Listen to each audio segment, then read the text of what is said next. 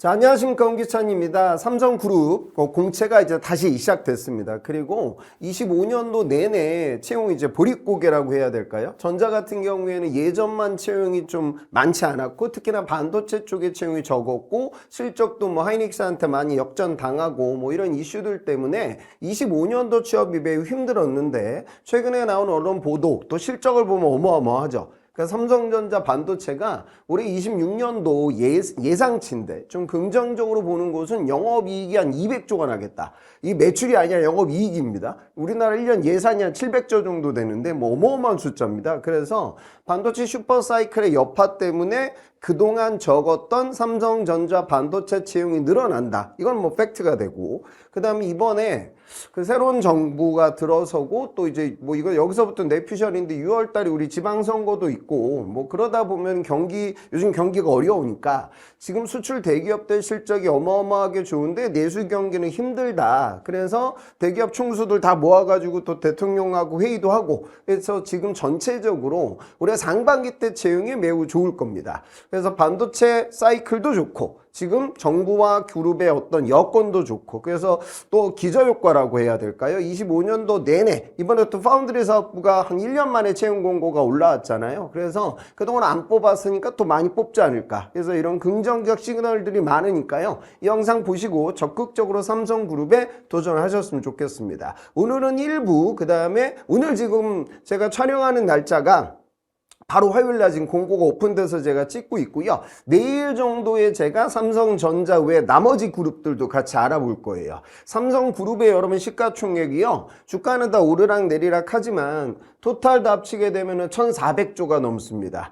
2등이 SK그룹인데 SK그룹의 시가총액을 다 합치면 뭐 800조가 조금 넘고, 3등이 현대차그룹. 현대차그룹의 시가총액은 약 한 300조 정도. 그러니까 SK그룹과 현대자동차의 시가총액을 합쳐도 삼성그룹이 더 많습니다. 그래서 지금 보면 전자 말고 나머지 계열사를 생각하는 친구들도 있을 거예요. 특히 문과학생들은 2부를 반드시 보고 전자 외적으로 나머지 계열사도 고민을 하셔야 될 겁니다. 그 다음에 전자를 생각하는 친구들도 1부 영상을 보시고요.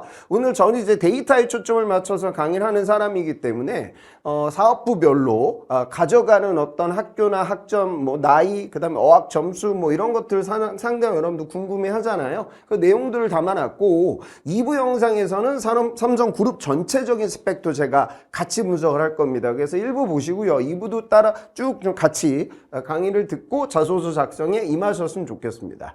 그래서 전체적으로 삼성 실적 좋고, 원래 사이즈도 크고, 또 지금 전체적으로 6월달 선거 전에 채용이 좀 늘어나지 않을까 이런 생각들을 하고, 그 다음에 또 한 가지 삼성그룹을 놓치지 말아야 되는 이유는 이 분산 효과입니다. 그러니까 예를 들어서 지금 2차 전지 산업이 매우 힘들어요. 전기차 캐즘 현상이 지속되고 있거든요. 근데 SK온이 만약에 뜨게 되면 여기가 지금 적자인데, 그래도 2차 전지 산업을 하고 있으니까 장기적으로 성장할 가능성이 크고, 그래도 SK그룹이잖아. 그러니까 SK온이라는 계열사가 뜨게 되면 대한민국 이공계들이 대부분 자소서를 냅니다. 버릴 수 없는 카드거든. 그런데 원래대로라고 하면 2차 전지 핏대 있는 친구들이 가야 할 회사이지만, 뭐 여기도 이제 뭐 회로라든가 문과학생들도 채용이 있으니까 수많은 구직자들이 몰리겠죠. 그런데 삼성그룹은 오픈될 때 이게 그룹 전체 채용이 벌어지니까 반도체도 있고 세트도 있고 2차 전지도 있고 전기도 있고 디스플레이도 있고 뭐 중공업도 있고 뭐 수많은 계열사들이 있습니다. 그러니까 우리은행이 뜨게 되면 대한민국 학생들 중에 문과학생들은 금융권을 많이 원하니까 대부분 금융권을 고려했던 친구들은 우리은행을 탔습니다. 그런데 이제 삼성 같은 경우에는 이번에 삼성이 또 제2금융권의 최강자잖아. 생명, 화재, 그 다음에 증권, 자산운용 4개 계열사가 떴거든요. 그러면 또 분산되는 거야. 그래서 그룹 공채가 유일하게 유지되고 있는 삼성그룹은 여러분들이 서류를 붙으시는 확률이 좋은 회사입니다. 그리고 덧대어서 오늘 제가 스펙도 분석해 볼 텐데, 삼성은 선배들한테 들은 친구들은 아시겠지만 학교 차별은 없습니다. 여러분들 직무적 경험과 학점 차별은 있습니다. 그래서 여러분들 적극적으로 구직 활동을 하셨으면 좋겠습니다. 그래서 제가 이쪽 12년도부터 일을 하고 있습니다. 이 사진 보면 제가 이렇게 팍싹 늙었는데 제가 12년도부터 일을 한 사람이거든요. 그래서 축적된 데이터가 많고 경험과 노하우가 많습니다. 그래서 삼성그룹 자소서 완성 강의를 제가 진행을 하고요. 이거는 대부분 마감됩니다. 왜냐하면 제가 이게 인원수를 늘릴 수가 없습니다. 그래서 노트북을 가져와요. 노트북에 여러분들 실험 보고서나 논문이나 파워포인트 자료 같은 거 다 가져오게 만들어서 6시간 정도씩 강의가 진행이 되고 6시간 동안 자소서를 완성하는 시간이 됩니다. 그리고 경우에 따라서는 야 여기 지금 반도체 연구소 힘들다. AI 센터, 이 과거 혁신센터 여기 힘들다. 그래서 계열사나 직무를 바꾸기도 합니다. 그래서 여러분들의 어떤 스펙과 경험을 보고 타겟팅, 다시 말해 계열사, 사업부, 직무 관련돼서 의사결정이 여기서 변동될 수도 있고 또 그거에 맞춰서 자소서 작성을 저하고 하게 됩니다. 1차 주차, 1차, 2차 제가 이렇게 포스터에 넣어놓긴 했는데 사실 마감 전까지 강의는 주로 금요일, 토요일, 일요일 이렇게 마감이 될 거거든요. 끝나고 나서도 제가 카톡으로 저하고 같이 썼던 자소서를 이제 제가 리뷰해 주고 있습니다. 그래서 여러분들 중에 자소서 쓰는 게 너무 힘들다. 그 다음에 지금 하이닉스도 오픈이 됐고 이번 시즌 자소서를 또 여러분 많이 쓰셔야 되는데 삼성이 첫 스타트가 되기에 마스터 자소서를 이번에 만들어 놓는다. 그런 느낌으로 강의에 조인하시면 좋을 것 같습니다. 그래서 요거는 해당 강좌 소개가 될 거고요. 그리고 제가 일을 오래 했으니까 여러분들이 이번에 정말 저도 힘들었습니다. 25년도 너무 많이 안 뽑으니까 제가 합격자를 내기도 힘들었는데 여태까지 이제 누적 합격자는 굉장히 많거든요. 그래서 여러분들이 지속적으로 자소서 이후에도 지사, 면접까지 제가 도와드리도록 하겠습니다.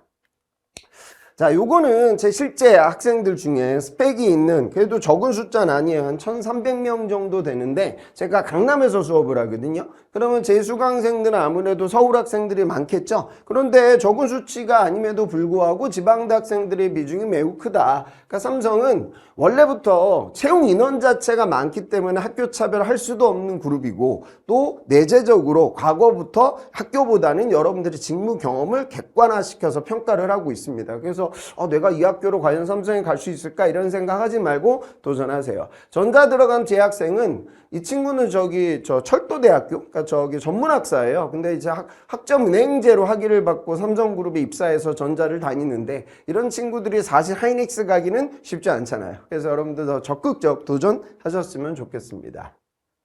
그래서 오늘 강의는 우선 26년도 상반기 그래도 못하다. 이번 상반기 공고를 좀 분석을 해보고요. 지난 하반기하고 올해 상반기를 같이 비교해 볼 거예요. 그러다 보면 저는 이 일을 오랫동안 업으로 하고 있는 상황이기 때문에 여러분들 보기에는 이번 첫 시즌이 되는 친구들이 많으니까 더군다나 여러분들 중에 인턴 도전하는 친구들은 내 인생 최초의 자소서를 이번에 쓰게 되죠. 그리고 인턴을 도전하는 친구들은 내가 이번에 4학년이 된 거야. 그래서 나는 졸업이 내년 2월이야. 그러면 이제 4학년 다니는데 이제 뭘 해야지 이렇게 생각을 하는데 제일 중요한 건 이번에 삼성 인턴 도전을 하는 거예요. 그래서 여름방학 때 삼성 기업에서 진행되는 인턴, 그러니까 우리나라 최고 기업에서 인턴을 하고 또 이 삼성 인턴은 전환율이 높거든. 그러면 이제 하방 학교 다니면서 마지막에 면접 보고 전환을 노리는 게 삼성에 가기 가장 손쉬운 길입니다. 그러니까 이럴 수밖에 없는 게 여러분들 요즘 삼성도 그렇고 많은 대기업들은 면접장에 가보잖아요. 올드루키들이 한 절반 정도 됩니다. 그러니까 아니면은 올드루키를 가리고 오는 친구들도 있어요. 실제로 입사한 지 너무 얼마 안 됐으니까 이거 노출되게 되면 면접장 가서 너무 엉덩이 가벼운 사람으로 보일 수도 있으니까 감추고 가자. 이런 것들도 저 삼성 자소서반 조인하는 친구들은 제가 노출 유무에 대해서도 의사결정 포인트를 잡아드리거든요. 그래서 여튼 그런 올드루키들이 많단 말이야. 정규는. 그런데 인턴으로 가게 되면 나의 도전자들은, 경쟁자들은 인턴 경험이 없는 친구들이잖아요. 그래서 좋은 인턴 기회도 잡을 수 있고 전환율도 높고 그리고 프레시한 여러분들만의 리그에서 생존하기 위해서 인턴은 반드시 쓰셔야 되고 인턴은 이번에 문과 학생들이 도전할 수 있는 포지션도 많이 열렸어요. 그래서 오늘은 제가 전자의 반도체 DS 하고요. 세트, 그러니까 완제품 만드는 DX 쪽을 이제 알아보도록 하겠습니다. 그래서 이 공고들을 보고 2부 영상도 함께 보고 의사결정 내리시는 게 좋아요. 그래서 공고를 분석하고 사업부 직무에 대해서 제가 가이드라인을 드리고 전공별로 어떤 포지션이 채용이 많은지, 그 다음에 올드루키들은 어디를 많이 지원하게 되는지, 그럼 경우에 따라서는 내가 이걸 피해가는 게 더 유리해질 수도 있잖아요. 그래서 그 내용을 전달해 드리고요. 이번에 또 간만에 1년 만에 파운드리 사업부에 채용이 이제 올라왔어요. 지난 시즌 작년 내내 이제 파운드리가 안 뽑았는데, 그래서 지금 메모리를 써야 되냐 파운드리를 써야 되냐 요 고민을 제일 많이 하고 있을 겁니다. 요 가이드라인 잡고요.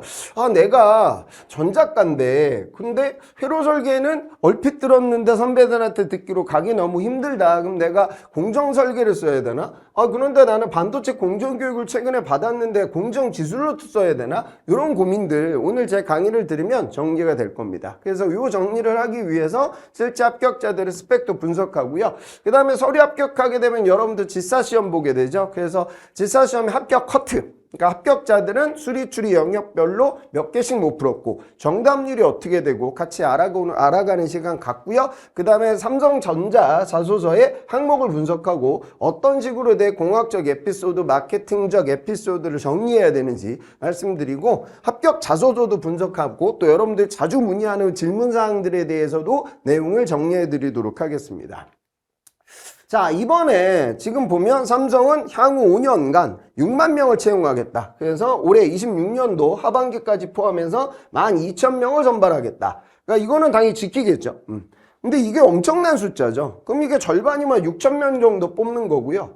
죄 내피셜은 물론 여기는 경력사항이 포함되어 있고 고졸, 초대졸 분들도 포함되어 있습니다. 그래서 대졸 신입이 한 절반은 되지 않을까. 이게 왜 가능하냐면 삼성그룹이 예전에 많이 뽑을 때만 채용 인원을 노출시키거든요. 언론에. 제일 많이 뽑을 때가 그룹 공채가 한 3,500까지 올라간 적이 있고요. 메모리 사업부가 엄청 많이 뽑을 때는 뭐 1,000단위로 뽑고 막 그랬습니다. 그래서 이제는 확실히 25년 내내 안 뽑았던 삼성이 정말로 많이 뽑을 거다. 최근에 또 이런 보도자료, 또 회의가 있었으니까요. 그리고 파운드리 사업부가 이제 5년 만에 흑자 전환을 노린다. 그래서 지금 보면은 영업이익이 이제 2조짜리 회사로 걔도 그동안 적자였는데 텍사스 지역에 실제로 이제 테슬라를 고객사로 두고 고급과 관련된 지금 팬 라인 구축, 그리고 거기에 대한 양산, 그리고 이나노 관련된 수율 향상, 이런 것들이 이루어지고 있기 때문에 저는 파운드리 사업부의 미래가 지금보다 훨씬 더 밝다. 그리고 이번에 채용이 좀 많을 것이다. 그래서 한 가지 좀 포인트는 이거예요. 그러니까 요즘 구직자들이 얘기하는 게 이거죠. 뭐 저기 하이닉스 떨어지면 삼성 간다 뭐 이런 얘기들 하는데, 그러니까 좀 역전이 됐죠. 그 이유가 하이닉스가 보너스를 너무 많이 주니까.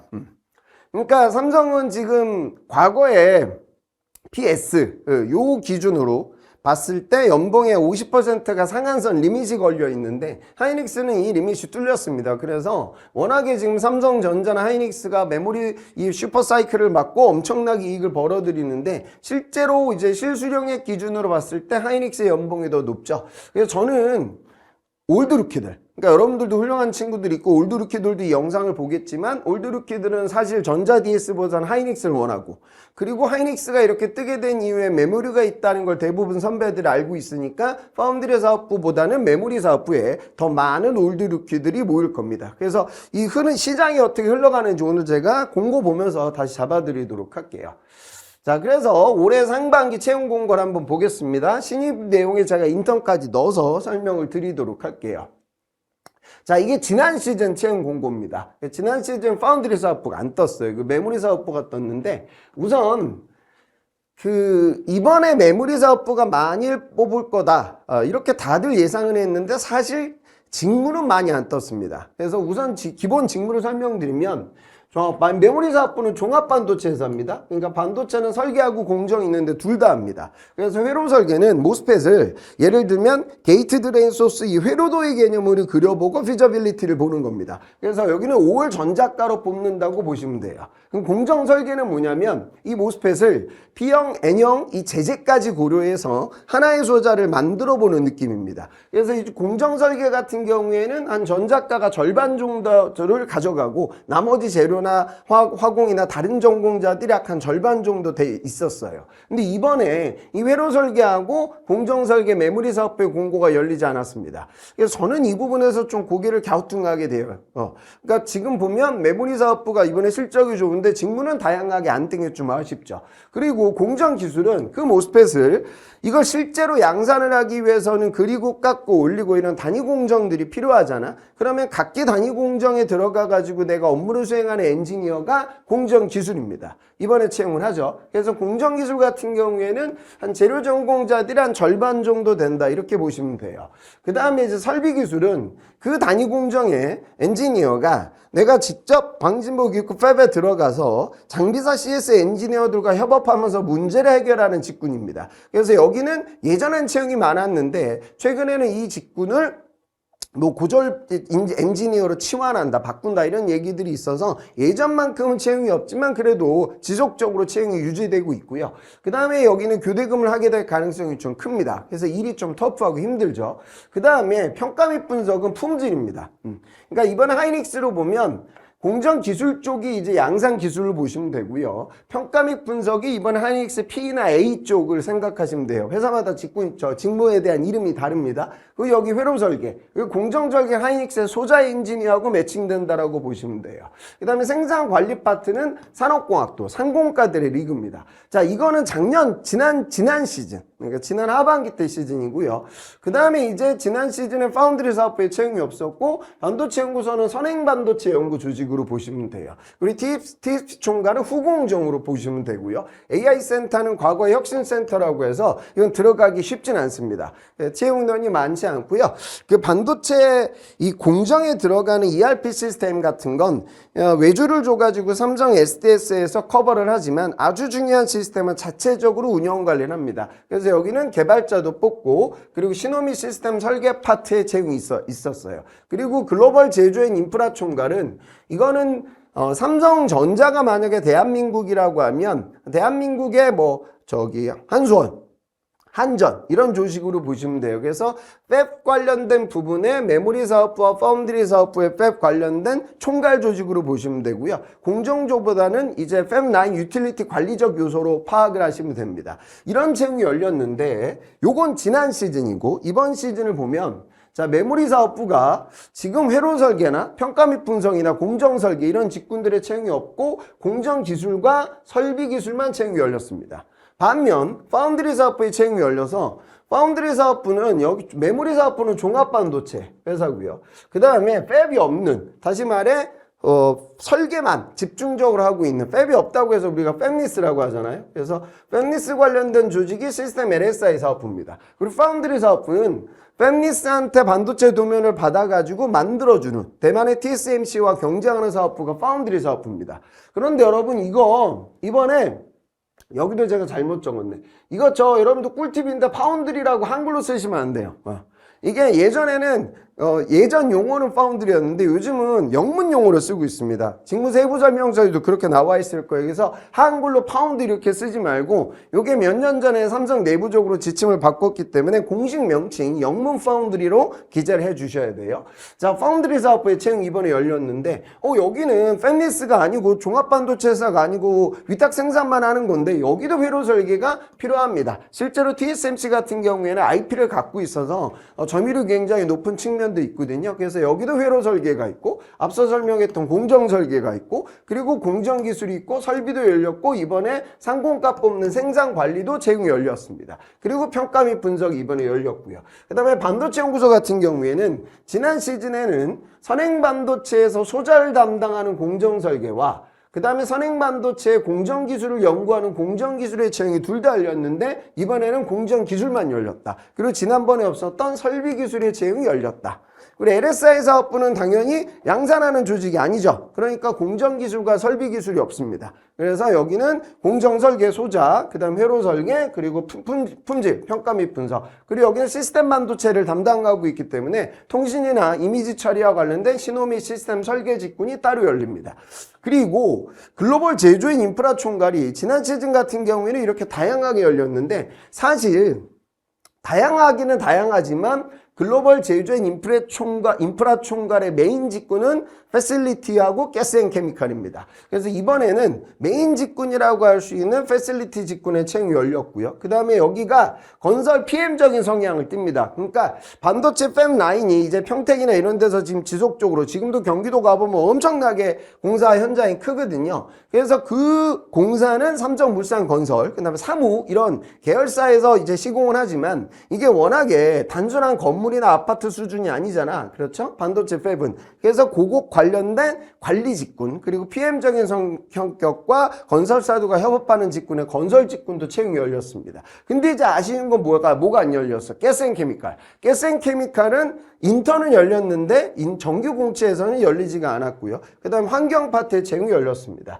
AI 혁신센터는 아까 제가 설명드렸고요. 그 다음에 후공정 같은 경우도 지난번에는 공정기술이나 패키징 개발 같은 직군들이 다양하게 열렸는데 이번에는 후공정 공정 파트, 그 다음에 생산관리 파트, 이것도 상공가 뽑는 리그예요. 여기 채용이 열렸고 이번에 재무 관련된 특수직군의 채용이 열렸습니다. 자, 그럼 여기서 여러분들 제가 어떤 의사결정해야 되냐, 여러분들의 등급을 좀 나눠볼게요. 우선 A등급. A등급은 뭐냐면 스페셜한 여러분들. 자, A-1은 뭐냐면 나는 우선 내 학교가 차별화돼.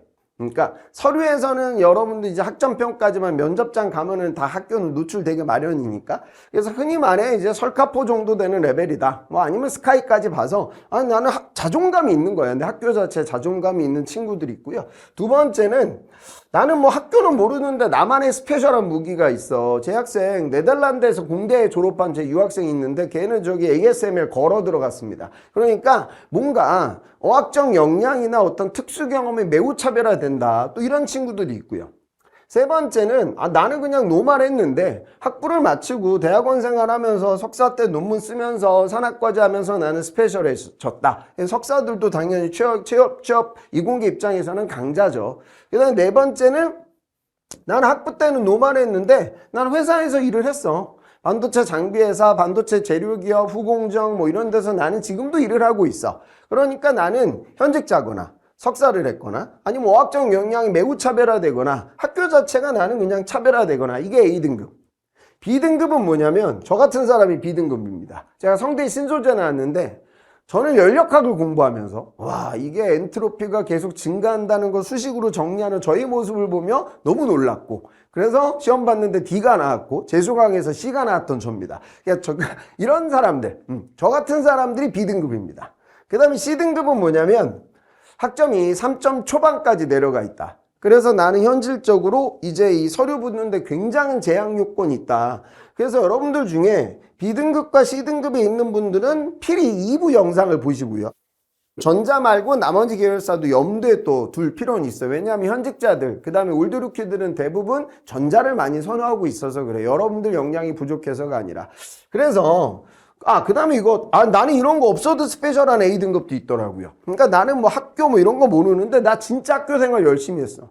그래서 내 동기들한테 난 항상 인정받고 교수님이 나 칭찬하고 연구실에서 나 제대로 랩인턴 해가지고 내가 논문도 쓰고 프로젝트 하고 이런 친구들, 그런 친구들은 또 마찬가지로 여러분들 스페셜한 A등급입니다. 그래서 각자 내가 어디에 귀속되고 있는지를 보시고요. 자, 그러면 전자학과 학생들이 움직임을 보면 전자학과 학생들은 우선 기본적으로 회로 설계에 대한 로망이 있어요. 그러면 회로 설계의 채용이 적습니다, 당연히. 그런데 내가 이런 스페셜한 A등급이라고 하면은 나도 당연히 소신 지원할 수 있는 거죠. 그러면 어디를 몰려? 회로 설계를 쓰게 됩니다. LSI하고 파운드리. 그런데 선호도는 LSI 쪽이 조금 높습니다. 왜냐하면 시스템 LSI 사업부 같은 경우에는 캠퍼스 리크루팅 같은 거 할 때 아니 누구 씨는 공부를 열심히 했는데 연구소에 가야지 뭐 이런 공장 같은 데 가서 일하려고 하세요. 이 사업부도 여러분들 같은 인재를 두고 경쟁하고 있어서 그래요. 그러면 A등급 친구들은 회로 설계 쓰고 그 다음에 나는 이거보다 조금 아래다 라고 하면 어디를 써? 공정 설계가 전체 채용의 한 절반 정도가 전작가니까 공정 설계를 도전하게 되는데 예전 같은 경우에는 지난 시즌은 메모리 쪽에 공설이 있었으니까 그쪽 공설을 쓸 텐데 이번에는 파운드리 쪽이 있으니까 여기는 이게 이 우선순위를 놓고 보면 여기가 1등이고 여기가 2등이고 전작가 학생들은 뭐 여기가 3등이 되지 않을까. 물론 내가 뭐 신호미 통신이나 이미지 쪽으로 스페셜한 게 있는 친구들은 여기를 또 쓸 수도 있고요. 그 다음에 이제 AI 센터는 원래 선호도가 매우 극강입니다. 그러니까 관리적인 조직이거든요. 양산을 책임지는 조직은 수율이나 매출이나 이런 것들과 연동되기 때문에 스트레스가 강한데 선행, 관리 이 두 가지 키워드가 매칭이 되면 현직자들이 많이 선호하게 됩니다. 그래서 AI 센터는 당연히 다 A등급으로 보실 수 있어요. 그래서 이렇게 움직일 거고요. 그 다음에 나는 재료다. 그럼 재료 전공했던 친구들 중에 가장 선호도가 높은 조직은 당연히 반도체 연구소입니다. 선행연구 조직이에요. 그래서 재료는 공정 설계는 오히려 전자채용이 좀 있지만 공정 기술은 재료가 많다고 했죠. 그래서 그 친구들은 당연히 이쪽 반도체 연구소 공정 기술에 우선 몰릴 겁니다. 그 다음은 당연히 어디야?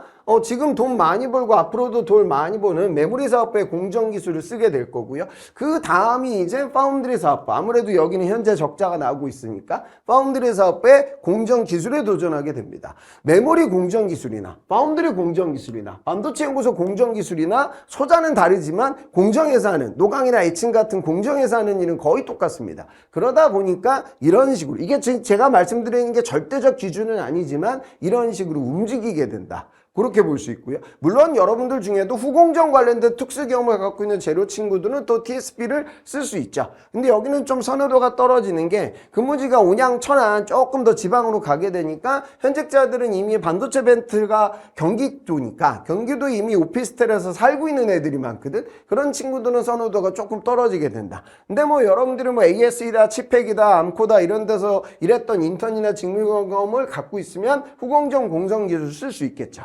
그 다음에 이제 산업과학도들은 어차피 두 개밖에 없어. 생산관리가 여기하고 여기야. 그치? 그러면 저는 메모리의 생산관리가 떴다라고 하면 거기 몰리겠지만 여기는 분산되지 않을까. 그래서 근무지를 놓고 봤을 때는 오히려 이쪽 선호도가 좀 더 높지 않을까. 이렇게 차이 생각하는데 그 갭은 그다지 크진 않을 것 같습니다. 그리고 소프트웨어는 이번에 AI 때문에 지금 바이브 코딩 시대야. 말로 코딩하는 시대이다 보니까 삼성그룹도 컴공과 학생들의 도전이 매우 힘들어질 것 같습니다. 그래서 지금 이 반도체도 과거에는 S직군의 채용이 제법 있었고 요거는 G샷이 아니라 코딩 시험을 보고 면접장까지 올라가는 직군인데 이번에 AI 센터밖에 안 떴는데 여기는 전체적으로 A등급이기 때문에 개발자 S직군을 도전하는 친구들은 DX를 같이 염두에 두셔야 돼요. 그렇게 진행이 되고 그 다음에 기계과 학생들은요. 자 우선 이 설비는 당연히 반도체 연구소 설비가 우선순위가 높고요. 그 다음에 메모리 설비가 될 거고요. 그 다음으로 설비는 지금 뜨지 않았으니까 순서는 이렇게 될 텐데 이 반도체 연구소 설비만큼이나 선호도가 좋은 데가 이 글로벌 제조인 인프라 총괄은 아무래도 사업부가 아니라 이제 스텝 직군 같은 성격을 띠고 있기 때문에 이쪽 패실리티, 그러니까 일반 기계 기사를 취득해서 원래 공기업 도전했던 친구들이 글로벌 제조인 인프라 총괄에 많이 갑니다. 그래서 HVAC 관련된 어떤 이력이나 냉동 공조 쪽 이런 이력을 갖고 있는 친구들이 또 여기를 쓰게 되고 전기과 학생들 중에서도 내가 전기 기사 따서 원래 공기업 생각했던 친구들은 이쪽 패실리티 전기 파트를 두드리게 될 겁니다. 환경은 뭐 어차피 선택 중 하나니까 다른 계열사도 봐야겠지만 다른 계열사 환경과 여기 환경에서는 올드루키들이 당연히 반도체 DS를 선호하게 되고 대기수질 기사 자격증 갖고 있는 친구들의 리그다라고 판단을 하시면 됩니다.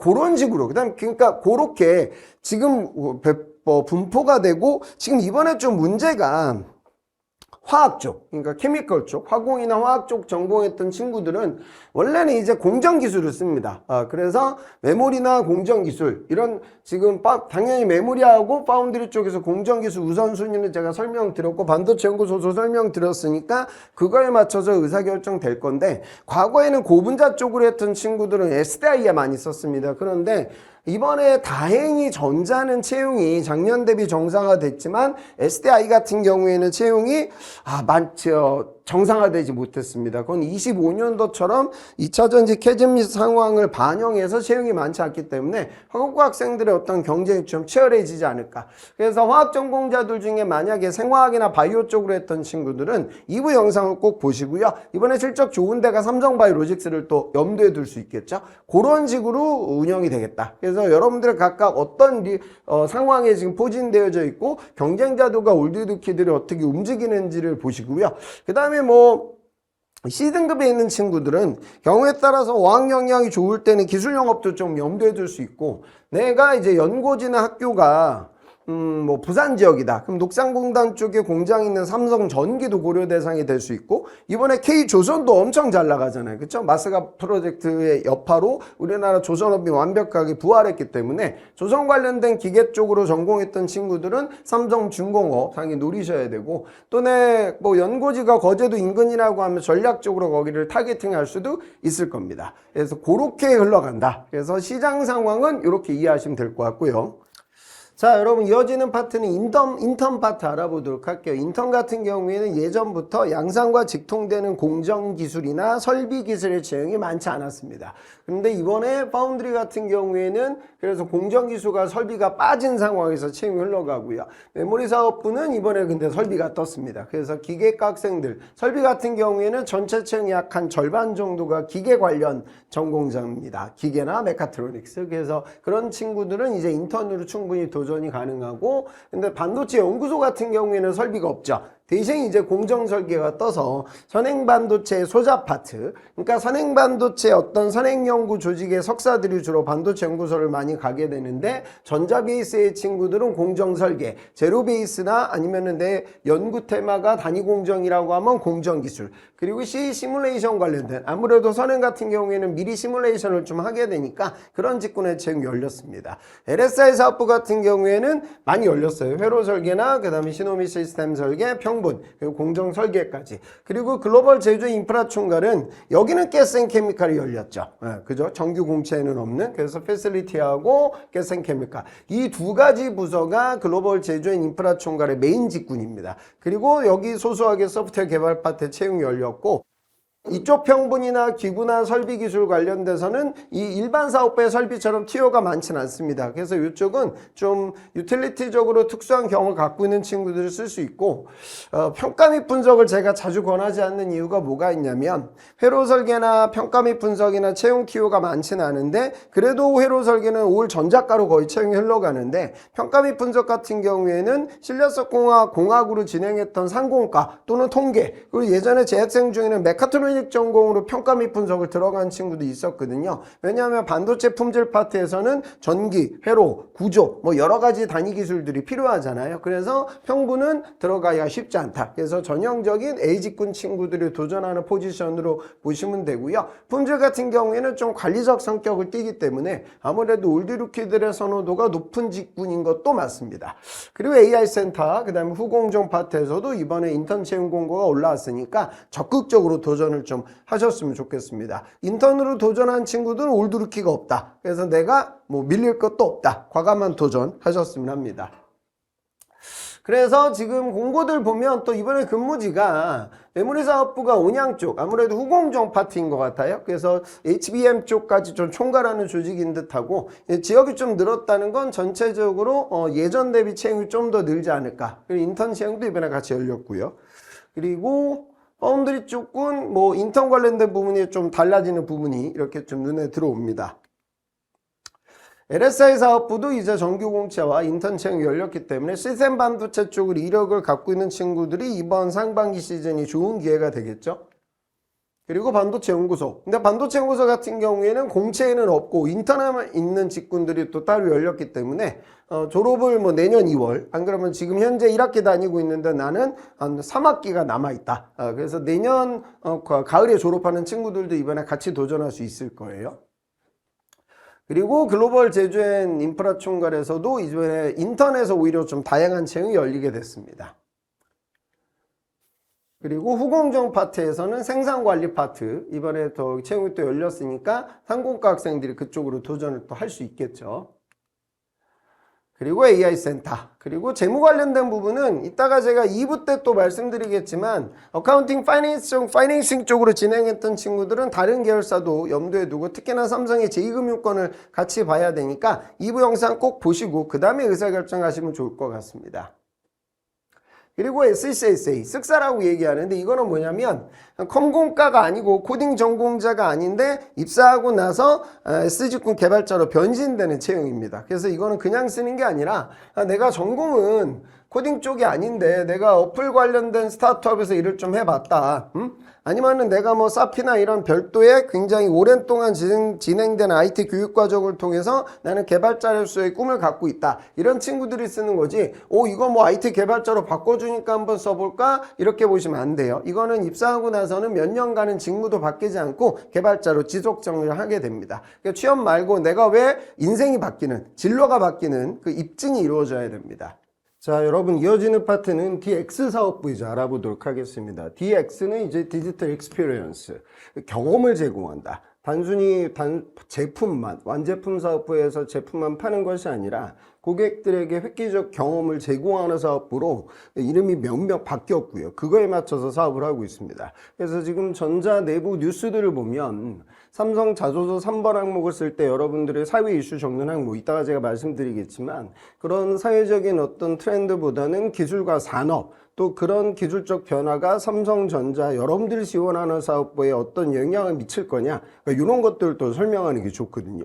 그러니까 지금 AI가 뭐 전 세계를 뒤흔들고 있고, 그럼 AI를 구현하기 위해서는 학습이나 추론이나 이런 걸 진행할 수 있는 반도체 시스템 반도체가 필요하죠. 그러니까 삼성은 시스템 LSI 사업부 그 조직이 있으니까 이런 팹리스 조직도 있는 것이고, 그리고 이런 시스템 반도체 생산이 벌어지기 위해서는 파운드리가 필요한데, 최근에 뉴스를 보면 오픈 AI가 투자한 그록이라는 회사의 칩셋도 삼성의 파운드리 사업부에서 이제 생산을 할 거거든요. 물론 이런 파운드리 사업부의 최강자는 여러분도 알고 있는 대만의 TSMC가 되고 있지만 뭐 혼자 다 먹는 시장은 없잖아요. 그러니까 당연히 삼성의 파운드리 사업부도 여기를 추격하면서 AI 시장의 어떤 큰 주체가 될 가능성이 크죠. 그리고 이것보다 더 중요한 건 결국 엔비디아가 AI 학습을 진행시키기 위해서는 수많은 데이터, 그 연산 데이터의 결과물이 나오고 그 결과물을 다 기억하게 되면 데이터 센터가 터질 수 있으니 이제 AI 시대의 필수제는 여기 이 시스템 반도체에서 나오는 데이터를 기억했다가 까먹고 이런 휘발성 메모리가 매우 빠르게 벌어질 수 있는 그런 소자, 그래서 기존 D램을 이렇게 쌓아가지고 소자를 만드는 HBM이 필수제고, 여기에 물론 하이닉스가 선두적으로 시장에 진출했지만 또 삼성이 D램 경쟁력이 극강인 회사이기 때문에 빠르게 추격을 하고 있죠. 그리고 요즘 AI 그 반도체 슈퍼사이클이 나오는 이유는 모든 반도체 메이커, 모든도 아니죠. D램이라고 해봐야 지금 제대로 만들 수 있는 회사는 하이닉스, 삼성, 마이크론 이 세 개 회사인데, 이 세 개 회사가 다 이 D램 칩셋을 고성능으로 구현하기 위해서 HBM으로 쌓고 있는데, 그러다 보니까 또 뭐가 부족해졌어. 일반 D램 가격이 부족해졌죠. 그래서 D램 가격이 엄청나게 올랐고 또 삼성은 여기서 어마어마한 수익을 거두고 있어요. 그런데 이쪽이 이제 반도체 얘기고 서버 이야기라고 하면, 이런 AI는 결국 서버에서 시작을 하지만 꽃을 피는 단계는 뭐야? 우리 유저들이 느낄 수 있는, 경험할 수 있는 엣지 디바이스라고 하거든요. 그러니까 이런 완제품 사업부를 거머쥐고 있는 것도 하이닉스나 엔비디아나 뭐 이런 회사들이 세트 만드는 건 아니잖아. 그러니까 완제품 사업부가 갖고 있는 비전에 대해서도 여러분들이 이해를 하시면 좋을 것 같습니다. 자, 그럼 이번 공고가 어떻게 진행되고 있는지를 보면 지난 하반기하고 좀 비교를 해볼게요. 우선 이번에 빠진 부분은 디자인 관련된 부분은 빠졌습니다. 그래서 이런 친구들은 이번에 저기 2부를 반드시 보시고 2부에 나와 있는 제일 기획이라든가 타 회사들도 살펴봐야 되는데, UX UI 관련된 부분의 채용은 원래 하반기에 자주 열립니다. 그리고 반도체 케이스 관련된 재료를 개발하는 직군이 있었는데 그 부분은 이번에 빠졌어요. 근데 이 부분은 어차피 메인 파트는 아니니까 이번에 집중적으로 우리가 봐야 되는 부분을 설명드려 보도록 하죠. 자, 그러면 우선 사업부의 기본 아셔야 되는데, MX 사업부가 바로 여러분도 알고 있는 스마트폰입니다. 그죠? 그 다음에 DA는 가전이라고 보시면 되고요. 영상 디스플레이 사업부가 TV와 모니터 사업부를 생각하시면 돼요. 이게 우리가 일상생활에서 접하는 엣지 디바이스를 생산하는 사업부고요. 또 한 가지가 네트워크 사업본부. 이건 뭐냐면 통신사는 아니고 통신사를 클라이언트로 두고 걔네들에게 중계기를 제조해가지고 판매하는 사업부로 생각하시면 됩니다. 이제 5G에서 6G로 넘어가게 될 거고요. 6G로 넘어가게 되면 지금도 전쟁이 한창인데 이 전쟁의 중심적인 제재가 뭐죠? 드론이죠. 이 드론이 만약에 이 6G하고 결합이 되게 되면 드론끼리 소통하면서 전쟁을 하는 이런 진짜 미래지향적 전쟁이 펼쳐질 수도 있거든요. 그래서 이런 통제 사업도 앞으로 미래 가치가 있어요. 이 4개 사업부가 현재 매출을 주도하고 있는 주력 사업부입니다. 그러면 삼성 리서치는 뭐냐? 여기는 반도체 쪽에 반도체 연구소가 있다고 하면 그것과 유사한 선행연구 조직입니다. 그러니까 선행연구 조직으로 들어가게 되면 앞서 얘기한 A등급 학생들, 그 다음에 올드루키들이 많이 몰리게 되겠죠. 그 다음에 이번에 새로 생긴 데가 미래로봇 추진단입니다. 그러니까 지금 북미의 현대자동차 라인에 보스턴 다이나믹스를 인수한 게 현대자동차의 신의 한 수고, 그래서 현차 주가도 엄청 올랐죠. 그래서 이제 휴머노이드 로봇이 실제적으로 공장에서 일을 하게 되는 시대가 열릴 겁니다. 삼성전자 또한 레인보우 로보틱스의 최대 주주고, 그래서 이제 휴머노이드 로봇을 생산하고 연구 개발하는 조직이 최근에 생겼습니다. 최근에 생겼다고 하면 긍정적인 건 사람이 필요해질 거니까 뽑을 거다. 그런데 마찬가지로 삼성 리서치처럼 미래지향적 선행 연구 조직이고, 그리고 앞으로 투자를 하고 실무에서 빠지는 조직이기 때문에 선호도는 매우 높을 거다. 더군다나 근무지가 어때요? 여기가 지금 서울이죠. 그러다 보면 올드루키들, 현직자들, 스펙 좋은 친구들이 A등급에 있는 친구들이 몰리게 되겠다. 이렇게 판단하시면 됩니다. 자, 우선 직군을 보면 회로 설계는 이제 전작가들의 리그가 될 텐데, 이번에 제가 X표지 친 곳은 지난번에 뽑았는데 이번에 빠진 포지션입니다. 이렇게 보면 제가 보건대 회로 설계 들어가기가 쉽지만은 않을 거다. 그렇죠? 그 다음에 또 한 가지가 네트워크 사업본부는 근데 지난번에도 회로 설계가 없었고 시스템 개발 파트가 유사한 직군을 수행하게 됩니다. 그래서 이쪽은 통신 관련돼서 뭔가 석사학이나 아니면 통신 관련된 논문이나 이런 걸 진행하고 더 전자적 회로적 느낌을 같이 갖고 있는 친구들이 쓰게 되는 포지션이 되겠죠. 그래서 지금 회로 설계로 우리가 볼 수 있는 직군은 한 3개 정도로 열렸습니다. 그 다음에 소프트웨어 파트. 지금 AI 때문에 역설적으로 AI 자체가 코딩을 수행할 수 있으니 단순한 코드 개발자를 뽑기보다는 PM적 성향을 갖고 있는 경력자들의 채용이 IT 파트에 더 많습니다. 지금 포탈이나 게임 기업들은 오히려 레이오프를 하고 있거든요. 그래서 그런지 모르겠지만 지난번 대비 S직군, IT 개발자 친구들이 갈 수 있는 포지션이 줄어들었습니다. 근데 지난 하반기부터 예전에는 한 1년 전까지만 해도 그냥 S직군, 개발자 이렇게 뽑았는데 지금은 어플, 서버, 시스템, 그리고 AI, 미드웨어까지 이렇게 세분화된 채용이 벌어지고 있어요. 그래서 이쪽 직군 친구들은 2부 영상을 반드시 보시고요. 이 컴공과 학생들의 등급은 제가 A등급, B등급, C등급 이렇게 얘기를 했는데 개발자로 취업을 도전하는 친구들의 등급은 이게 아닙니다. 이쪽은 오히려 학점이나 스펙보다는 코딩 테스트 자체가 중요하기 때문에 내가 삼성에서 진행되는 코딩 테스트를 뚫을 수 있다. 그러면은 여러분들은 전자나 SDS 이 2개 회사 중에서 주로 의사결정하게 되고, 나는 현실적으로 전공은 IT 쪽이지만 코딩 테스트를 뚫는 게 힘들다. 이런 친구들은 2부 영상 때 제가 설명드린 생명, 화재, 증권 뭐 이런 삼성의 제2금융권을 보셔야 됩니다. 왜? 여기는 코딩 테스트가 없고 지사 시험으로 프로세스가 흘러가기 때문입니다.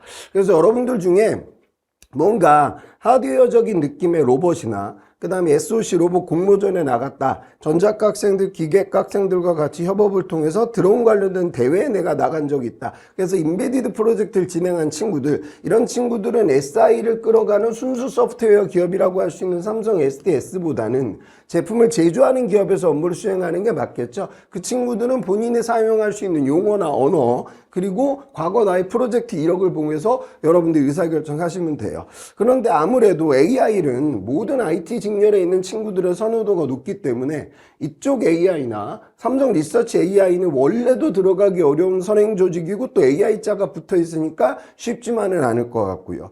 그 다음에 시스템이나 어플이나 서버 관련된 부분은 본인의 이력을 보고 의사결정을 내리시면 됩니다. 미드웨어도 마찬가지고요. 그래서 이번에 의외로 AI를 많이 주도하는 조직이 생겼지만 포지션은 예전 대비 많지 않다. 그렇게 판단을 할 수 있고요. 그 다음에 품질 서비스 직군 같은 경우에는 이번에 하나밖에 열리지 않았습니다. 글로벌 CS 센터 이쪽은 그 메인 사업부는 아니고요. 삼성에서 진행하고 있는 다양한 제품군 관련돼서 총괄 CS 센터 운영하고 있는 조직이기 때문에 채용 인원이 많지 않습니다. 그래서 여러분들 중에 그냥 쓴다기보다 글로벌 이력을 갖고 있으면서 고객사와 소통했던 경험이 있으면서 그리고 품질 관련된 이력을 수행할 수 있는, 다시 말해 이렇게 아주 세부적인 포지션으로 채용이 흘러가게 되면 올드 루키들이 현직 경험이 갖고 있는 친구들이 유리해집니다. 그래서 저기는 제가 권하고 싶은 포지션은 아니고요. 그 다음에 이제 문과 학생들, DS 같은 경우에는 문과 채용이 이번에 거의 없다시피 하기 때문에 문과 학생들은 삼성전자를 꿈꾸는 친구들은 DX를 바라봐야 되는데, 자, 우선 마케팅. 선호도는 제일 높을 겁니다. 그런데 여기서 나오는 마케팅은 글로벌 마케팅 조직입니다. 그래서 내가 글로벌 이력이 전혀 없는 상황에서 도전하는 건 권하고 싶지 않고요. 그 다음에 영상, TV나 저 모니터 쪽, 그 다음에 가전 쪽, MX 쪽에 채용이 있습니다. TO는 대부분 한 자릿수 잡으시면 됩니다. 그래서 여기는 내가 마케팅 공모전에서 상 탔으니까, 내가 마케팅 에이전스에서 인터넷 쓰니까 마케팅 직군으로 삼성전자에 가야지. 그러기에는 TO도 제한적이고 선호도도 높고 또 글로벌 이력을 같이 본다. 이걸 생각하셔야 되고, 일반적으로 내가 학부 시절 경영학, 그러니까 문과 학생들은 주로 보유 이력이요. 글로벌 이력, 마케팅 이력, 어카운팅 파이낸싱 관련된 이력, 그리고 내가 고객을 상대했던 CS 관련된 경험을 많이 갖고 있다. 판매 경험이나 고객 대응 경험, 주로 네 가지 이력에서 의사결정을 하시면 됩니다. 글로벌 이력 같은 경우에는 내가 뭐 연수를 갔다 왔다, 그 다음에 내가 교환학생을 갔다, 뭐 요 정도 수준을 약간 뛰어넘어 해외 인턴을 진행했다. 안 그러면 글로벌 이력을 보여주기 위해서는 내가 어학 능력이 굉장히 좋아야 되는데, 이거 말고도 해외 물건을 팔거나 물건을 재료를 해외에서 수입을 해오기 위해서는 무역 통관, 이런 절차적 과정이 중요한데, 이런 무역 통관 관련된 이력을 갖고 있다. 그게 다 글로벌이고요. 마케팅 이력이라고 하면은 여러분들한테 좀 자주 많이들 갖고 있는 대외 활동, 공모전, 그다음 마케팅 산학 프로젝트, 뭐 이런 이력들. 안 그러면 내가 플랫폼이나 유통 관련된 회사에서 인턴을 진행하며 제안서 작성이라든가 영업 전략이라든가 이런 걸 짜봤다. 어카운팅 파이낸싱 이런 쪽은 이제 삼성이 제2금융권을 두드릴 수 있는 친구들, 그 다음에 삼성 일반 계열사의 재무나 경영 지원 파트로 도전할 수 있는 친구들. 그러니까 이거는 재무회계 자격증이라든가 아니면 그것과 관련된 인턴 이력들이 되고요. CS 마인드는 고객 응대 경험입니다. 그러면 이거는 뭐 아르바이트 경험이 되거나 판매 경험 등등이 될 수 있어요. 그래서 여러분들 중에 예를 들어 나는 글로벌 이력은 뛰어나. 그러니까 내가 영어도 스피킹을 AR 등급 갖고 있고 중어도 나는 되는 편이야. 그리고 무역 자격증도 갖고 있어. 그런데 나는 마케팅 이력을 하나도 없다. 이런 친구들은 완제품을 판매하는 삼성전자보다는 어디 가나 소재, 부품, 장비를 해외에 판매하는 파트로 지원하는 게 좋습니다. 그런데 그런 회사 중에 어디가 있을까? 원래는 삼성 SDI 2차 전지 파니까, 아니면 삼성 전기, 여기 MLCC나 기판 카메라 모듈 파니까. 그런데 이 두 군데의 영업 채용이 이번에 없습니다. 그래서 그런 친구들은 삼성 디스플레이를 생각할 수 있죠. 디스플레이는 패널을 받아다가 TV나 세트를 만드는 사업부에 판매하는 파트가 될 거니까요. 그렇게 생각하고 나는 글로벌 이력과 마케팅 이력을 둘 다 우수하게 보유하고 있다. 그런 친구들은 삼성전자 DX를 바라볼 수 있습니다. 거기에 어디? 해외 영업을 저는 권하는 거죠. 왜냐하면 마케팅의 투여가 제한적이고 글로벌 워낙에 또 선호도가 높으니까. 그러면 B2C와 B2B로 나뉩니다. 자, 우선 네트워크 사업부 같은 경우에는 이게 여러분 못합니다. 여기가 뜨지 않았고 이번에 여기가 떴어요. B2B 영업은 이렇게 생각하시면 돼요. 삼성전자에서 해외 영업을 하는 여러분들이 제품을 외국에 있는 소비자한테 직접 판매하지 않습니다. 그러면 해외 유통 채널들을 대상으로 해가지고 판매하는 파트가 B2C라고 생각하시면 되고요. 그게 아니라, 그러니까 예를 들어 내가 가전을 파는데 미국에 있는 유통 매체를 대상으로 해서 유통 업체를 대상으로 해서 내가 영업관리 업무를 수행한다. 거기가 B2C 영업이고, 그게 아니고 유통이 아니고 예를 들어 직접 기업에게, 그러니까 그게 회사가 될 수도 있고 호텔이 될 수도 있겠죠. 그럼 법인 고객을 대상으로 해서 영업을 하는 파트가 B2B 영업입니다. 그럼 네트워크 사업부 뭘 판다고 했어? 중계기를 판다고 했죠. 그러니까 중계기를 판매하는 사업부에서는 당연히 B2C가 있을 수가 없겠죠. 유통이 없으니까. 그래서 이번에 네트워크 사업본부가 B2B로 올렸고요.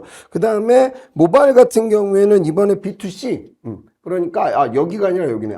채용 공고 하도 많아서 저희가 실수한 것 같아요. 이쪽이 있고, 그 다음에 여기서는 유통 채널하는 모바일 쪽인 B2C가 있습니다. 그래서 여러분, 이 네트워크 사업본부는 아까 말한 글로벌 역량은 뛰어나지만 마케팅 이력을 부족한 친구들에게는 권할 수 있는 파트죠. 아까 얘기했던 삼성 디스플레이와 함께요. 그래서 이 네트워크 사업본부는 기존에 있는 소비재 제품군과는 조금 다른 성격을 띠게 되고요. 그 다음에 어학점 부분의 특징도 봐야 되겠죠. 지금 중국 같은 경우에는 중국의 스마트폰이 중국 시장을 거의 거머쥐고 있어요. 그래서 만약에 자 MX는 해외에 있는 유통 채널을 대상으로 해가지고 B2C 영업을 해야 되는데 내가 중국어를 매우 잘한다. 그렇다면 물론 도전은 가능하지만 근데 내가 특별히 모바일과 관련된 어떤 특수 경험을 갖고 있지 않은 바에는 어학적인 나의 경쟁력을 보여주기가 좀 제한적이겠죠. 중국어는 여기도 마찬가지입니다. 중국에 있는 통신사들은 대부분 하웨이 같은 중국 중계기 그 장비만 삽니다. 그렇다고 하면 우리나라가 들어가기가 현실적으로 매우 어렵습니다. 그렇다면은 중화라는 어학적 특징은 이런 사업부에서는 내 매력도가 좀 낮아지게 되니까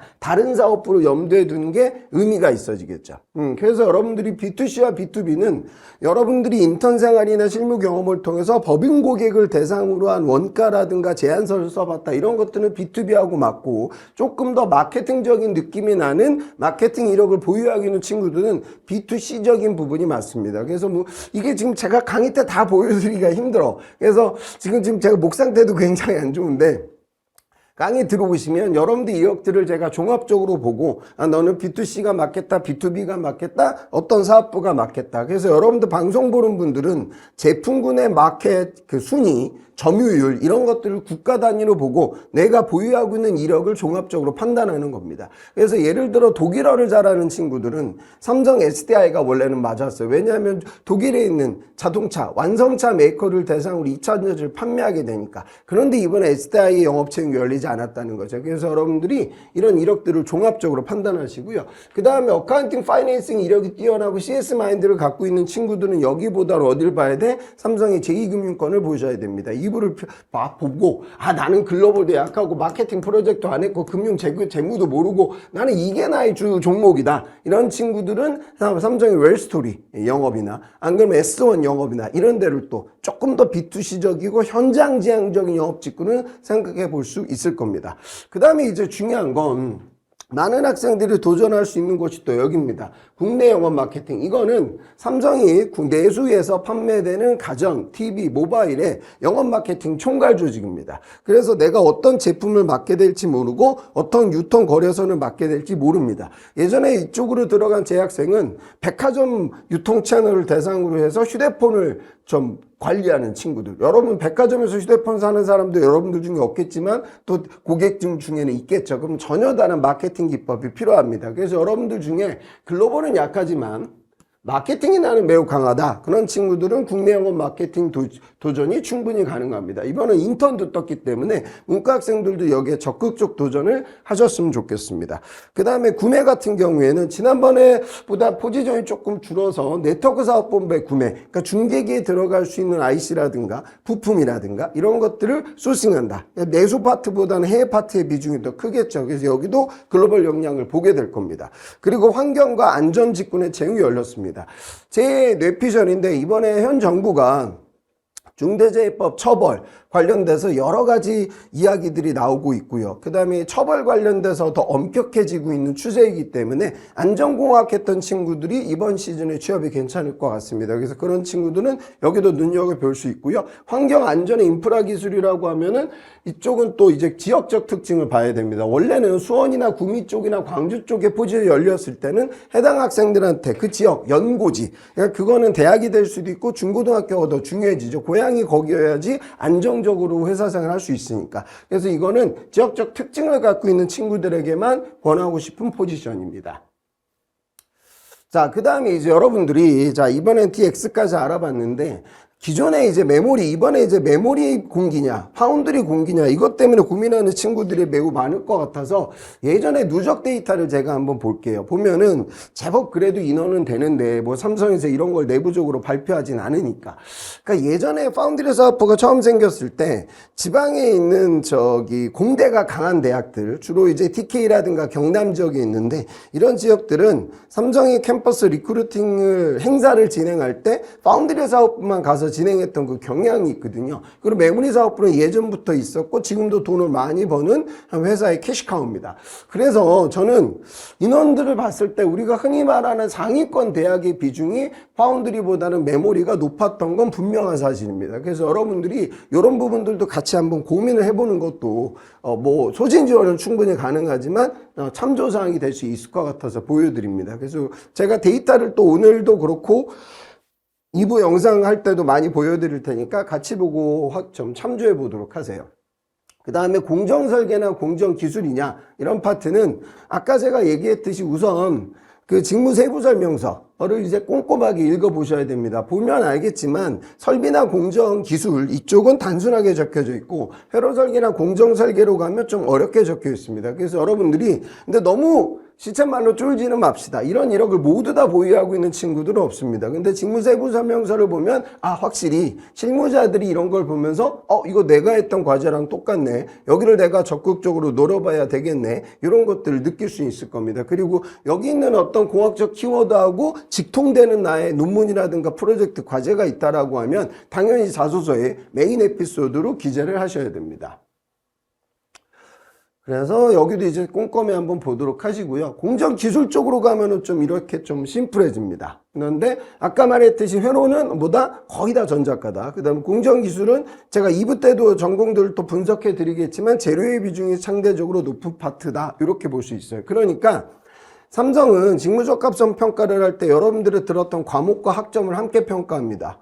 그래서 교양 많이 들었던 친구들 별로 좋아하지 않고요. 전공 심화 과목 위주로 듣고 그 과목의 학점이 높은 친구들을 선호합니다. 그러면 내가 학부 때 회로로 계속 들었단 말이야. 그런데 반도체 가고 싶어서 최근에 반도체 공정교육을 받았어. 근데 이거 일주일짜리야. 그런데 내가 공정기술로 가야지. 이렇게 되면 재료 전공으로 또 유사한 외부 공정교육은 거의 다 받거든요, 요즘. 그러다 보면 내가 밀릴 수가 있다. 그러면은 이제 회로설계나 공정설계를 봐야 되는데, 회로설계는 앞서 얘기한 A등급의 친구들이 너무 많이 몰리니까 공정설계가 제가 추천하는 포지션이 될 거예요. 이런 느낌입니다.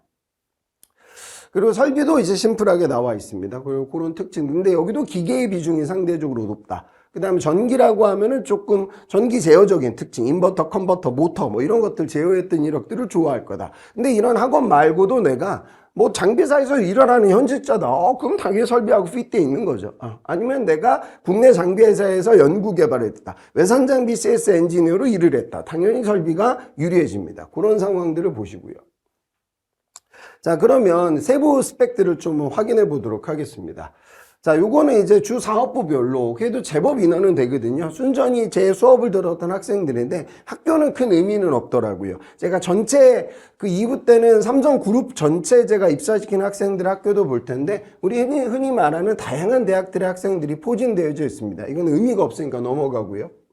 그 다음에 이제 전공으로 봤을 때 아무래도 글로벌 단지총과 같은 경우에는 건축도 있고 환경안전도 있고 그 다음에 가스앤케미칼이 있으니까 화학 비중이 높고 그 다음에 이제 전기기사나 일반기계 기사나 이런 거 갖고 있었던 친구들. 근데 메모리 같은 이제 주력 사업부를 보게 되면 당연히 회로 설계와 공정 설계를 담당하는 전자, 근데 설비 위주의 채용이 많았던 기계, 그리고 공정 기술적인 채용이 많았던 재료, 이런 주력 전공자들의 포진이 비슷하게 여기도 마찬가지죠. 같이 이루어지고 있습니다. 그런 느낌이고요.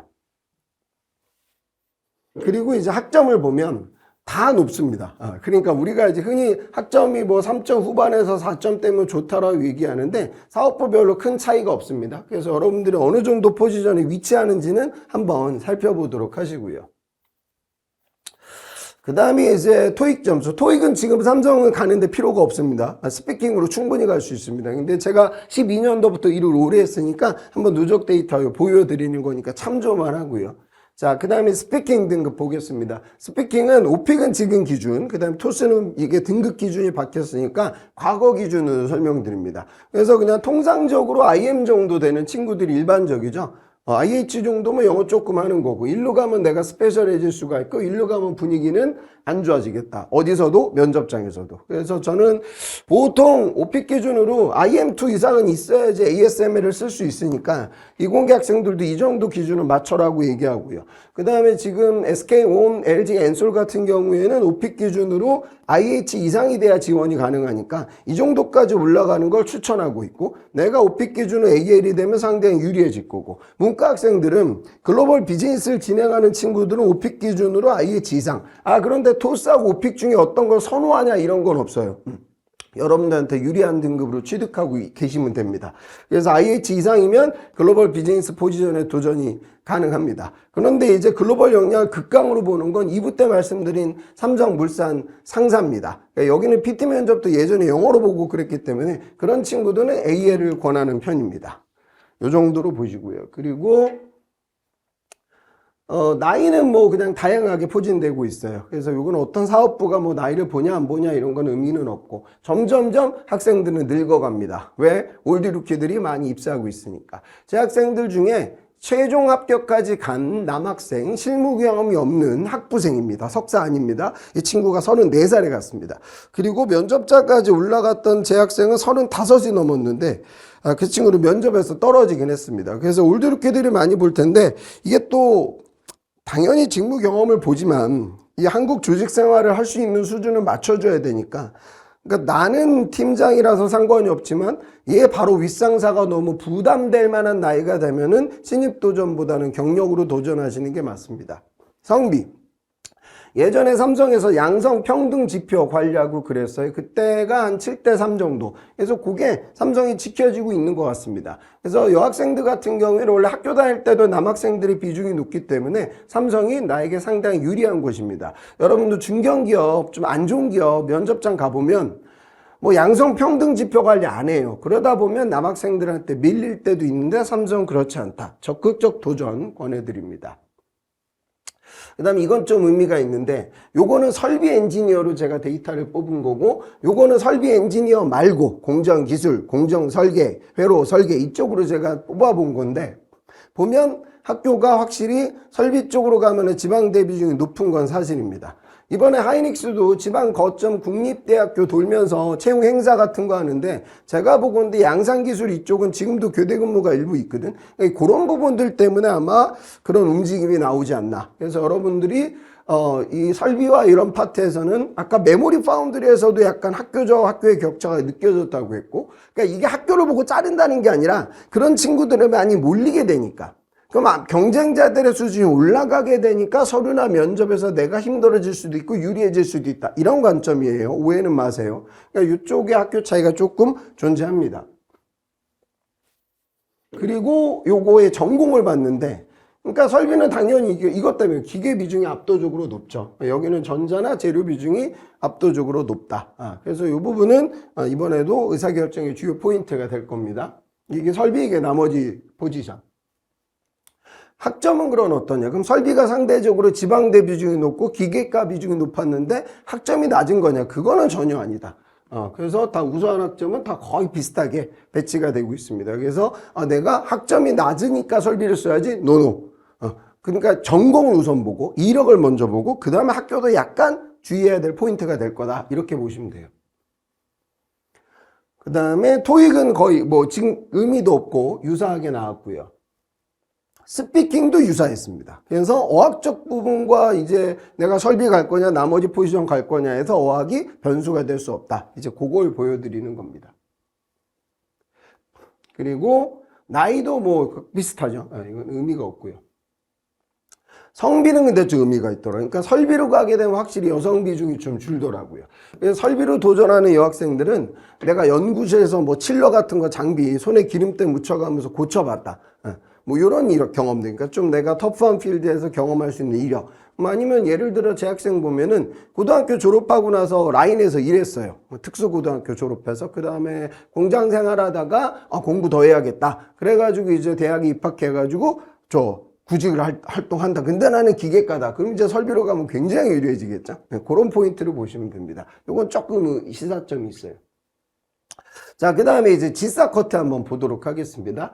최근에 합격했던 친구들한테 지사 붙어서 면접자까지 올라간 재학생들이에요. 그래서 인원이 그래도 조금은 되는데, 친구들이 네가 수리 추리로 붙어서 이번 면접장까지 올라갔지 시험 난이도에 대해서 어떻게 생각하냐? 수리 같은 경우에는 보통 중간 정도 됩니다. 중하 정도 됩니다. 수리 같은 경우에도 중간 정도 됩니다. 중하 정도 됩니다. 이게 대한민국은 동방예의지국이라서 시험 보면 좀 잘 봤어도 야 어려웠어 이런 얘기 하는데 뭐 말이 이렇다. 그러니까 확실히 시험 보고 나서 자신감 갖고, 그러니까 저는 영역별로 몇 개 못 풀었고 몇 개 틀렸습니다. 이 정도 수준이 나와야 붙습니다. 그래서 체감 난이도가 높지 않습니다. 이게 24년 상반기부터 직전 시즌까지의 재학생들의 설문조사 내용입니다.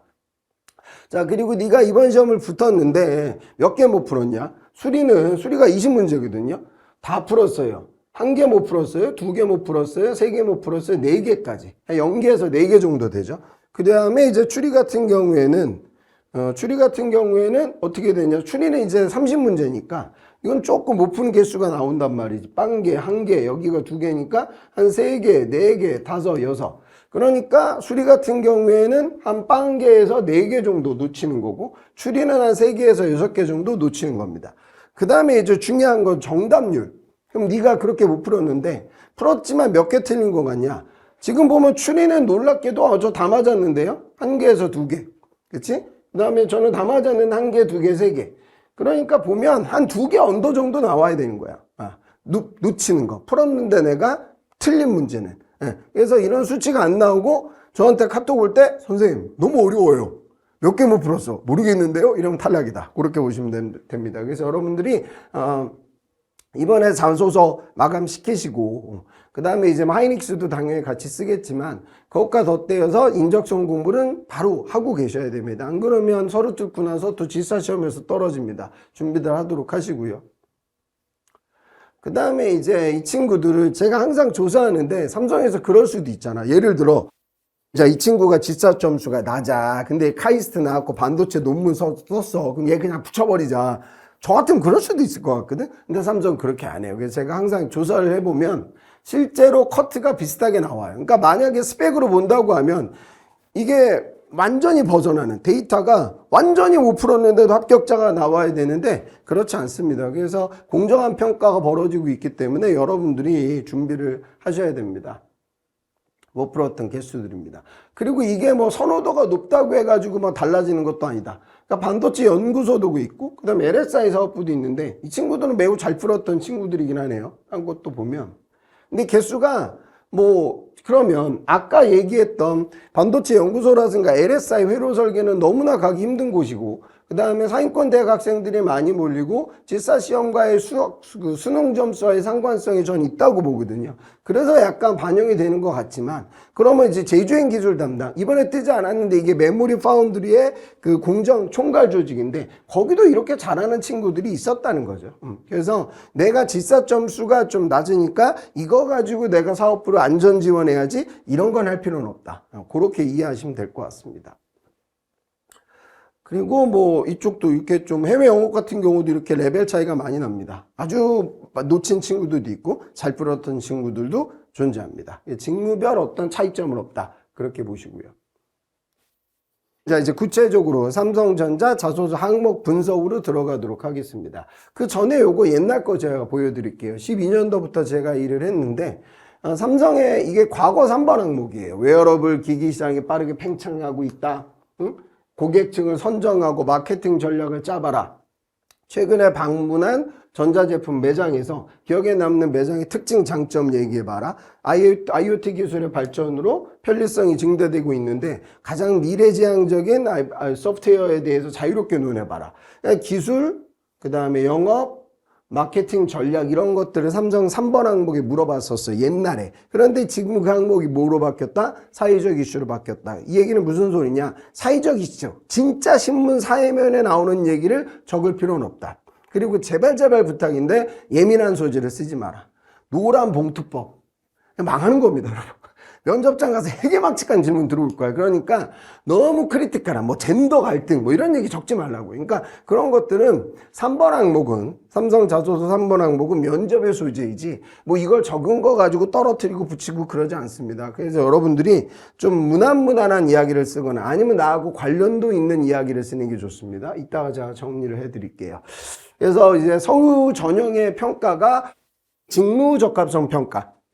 다시 말해 여러분들의 어떤 과거 직무적 경험을 누가 더 많이 했냐라는 거죠. 그래서 결국에는 이제 이 공개들은 자소서보다 여러분들의 들었던 과목과 그 다음에 공학적 경험들을 많이 보고요. 문과들은 학점보다는 여러분들의 직무적 경험들을 더 많이 보게 됩니다. 물론 문과 직렬도 직무와 관련된 학업 평가를 이제 할 수도 있겠죠.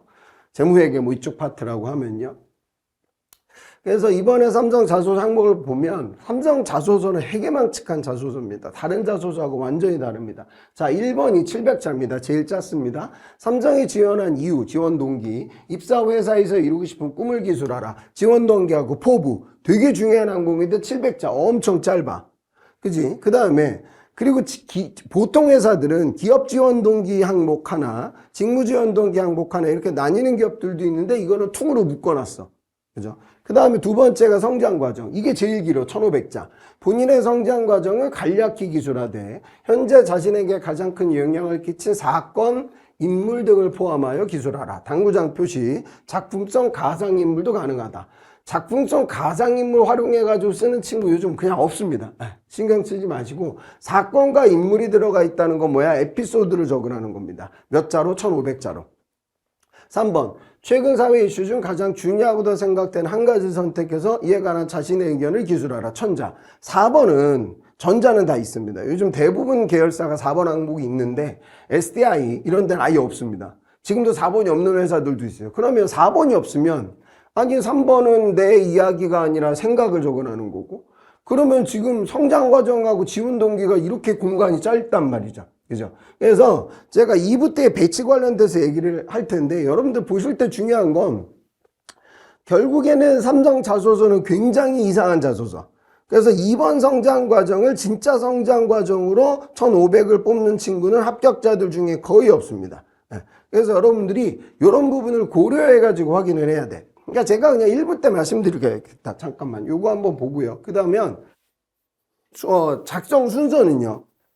4번은 먼저 쓰세요. 4번 계열사가 있는 회사들은 4번은 대부분 직무 관련된 이야기를 적으라는 거고 그 다음에 2번에서는 이제 성장 과정을 적어야 되니까 이걸 그 다음으로 쓰시고 그 다음에 1번 항목을 쓰시고 3번을 제일 마지막에 쓰시면 된다. 그래서 사회적 이슈는 이렇게 예민한 소재는 절대 쓰지 말아라. 그렇게 설명을 드릴게요. 그러면 4번 항목에 뭐가 있는지부터 봅시다. 삼성전자 4DS는 지원한 직무 관련 본인이 갖고 있는 전문 지식과 경험, 전공인데 무슨 전공? 심화 전공, 프로젝트, 논문 관련돼서 공모전 관련돼서 작성하고 이를 바탕으로 본인이 지원 직무에 적합한 이유를 적어라. 요 항목이 있고요. 그 다음에 DX 같은 경우에는 지원 직무 관련 본인의 전문 지식과 경험을 작성하고 본인이 지원 직무에 적합하다는 사유를 삼성전자의 제품과 서비스 사용 경험을 기반으로 기술하라. 이게 지금 DX의 어려운 점입니다. 그러니까 이건 어떤 거냐면 지금 삼성의 엣지 디바이스에서 중요한 게 온디바이스 AI고 그런 온디바이스 AI가 탑재된 이번에 스마트폰 삼성의 AI 기능이 정말로 잘 나왔죠. 그리고 지금 노트북도 마찬가지고 그러면 온디바이스 AI를 구현할 수 있는 삼성의 모바일이나 노트북이 있는데 내가 이걸 활용해 가지고 AI 관련된 프로젝트를 진행했다. 그러면 너희들이 온디바이스 AI를 계속 기술적으로 발전시켜서 시장을 개척할 텐데 나는 제품에 대한 경험도 있고 AI 관련된 코딩 경험도 갖고 있다. 삼성전자가 구독 서비스를 활용해 가지고 매출 활성화를 증대하기 위한 노력을 해. 그런데 나는 이런 구독 서비스 관련된 마케팅 아이디어를 제안해 가지고 공모전에서 상을 탔어. 그래서 나는 당신 회사에 적합해. 이런 걸 쓰라는 거야.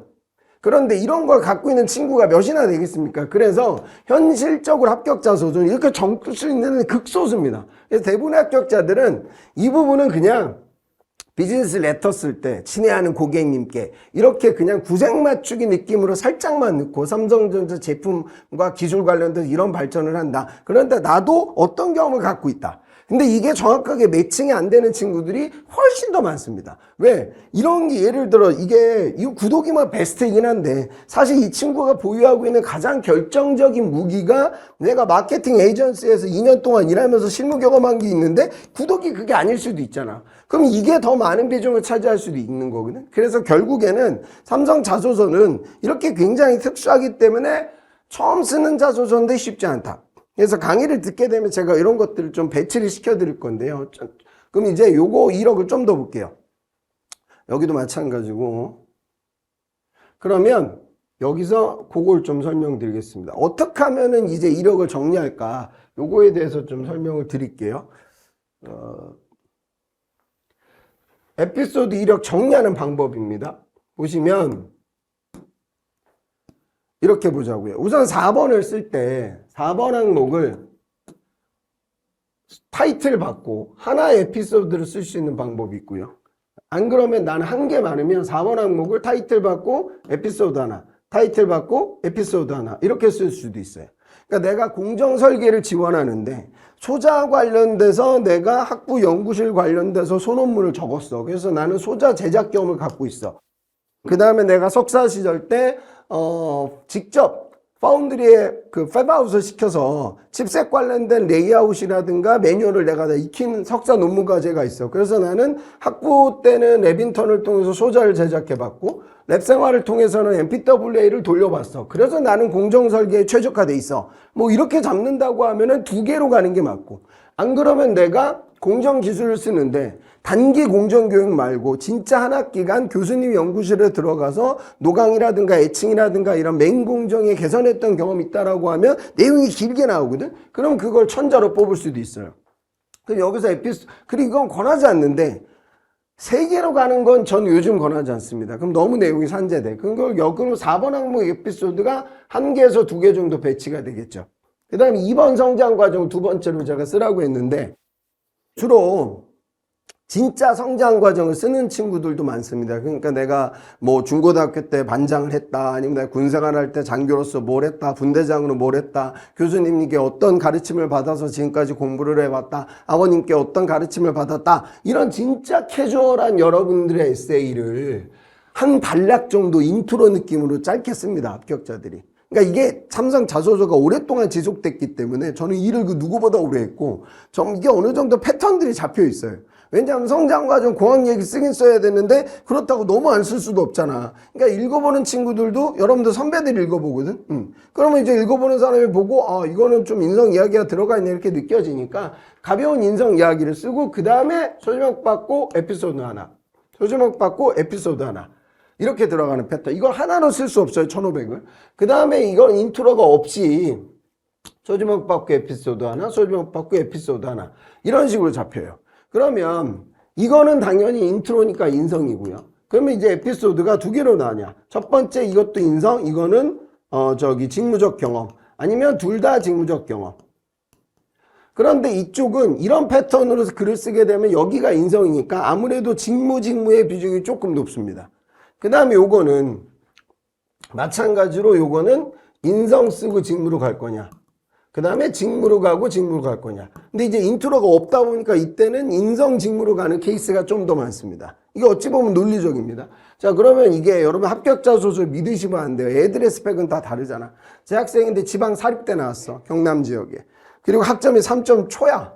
그런데 삼성 서류 뚫었거든요. 뚫을 수 있는 이유는 얘는 페인트 회사 연구소의 도료 연구개발자야. 그럼 이 친구는 학점에서 워낙 지금 마이너스 먹고 들어오니까 어떻게 적어야 돼? 그냥 직무로 가야 돼요. 그런데 제 학생인데 중국 최고 명문대학의 산업공학 석사입니다. 전 중국 석사는 진짜로 희소합니다. 이 바닥에. 그리고 그 중국 석사들은 또 상공과는 저는 학부가 신소재고 석사는 이제 저도 산업공학을 했는데 산업공학도들은 원래 기술을 안 배우잖아. 근데 이 친구는 중국 연구실에 있을 때 진짜 중국 반도체 회사의 기술과제까지 접한 애야. 영어도 잘해 심지어. 거의 그냥 서로 붙을 거거든 보나마나. 그러면 이 친구는 인성을 무조건 적어야 돼. 왜 그런 거냐? 제일 큰 문제가 지금 중국 반도체 회사에서 우리나라 반도체 인력 스카우트 해가요.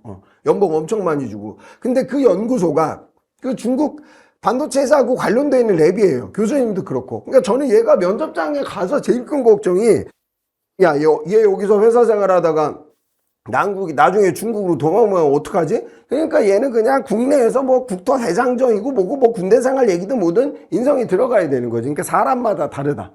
그럼 결국 여기 에피소드는 2개 들어가는 거죠.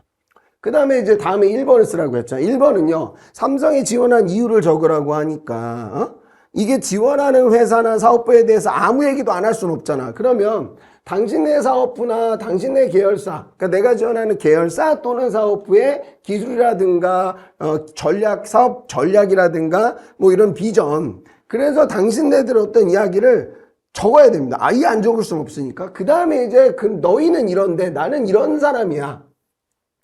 그리고 이제 여기 또 뭐 적어야 돼? 포부도 안 적을 수 없잖아. 그러니까 결국에는 이게 700자밖에 안 되니까 애들이 정리해주는 애들이 있어.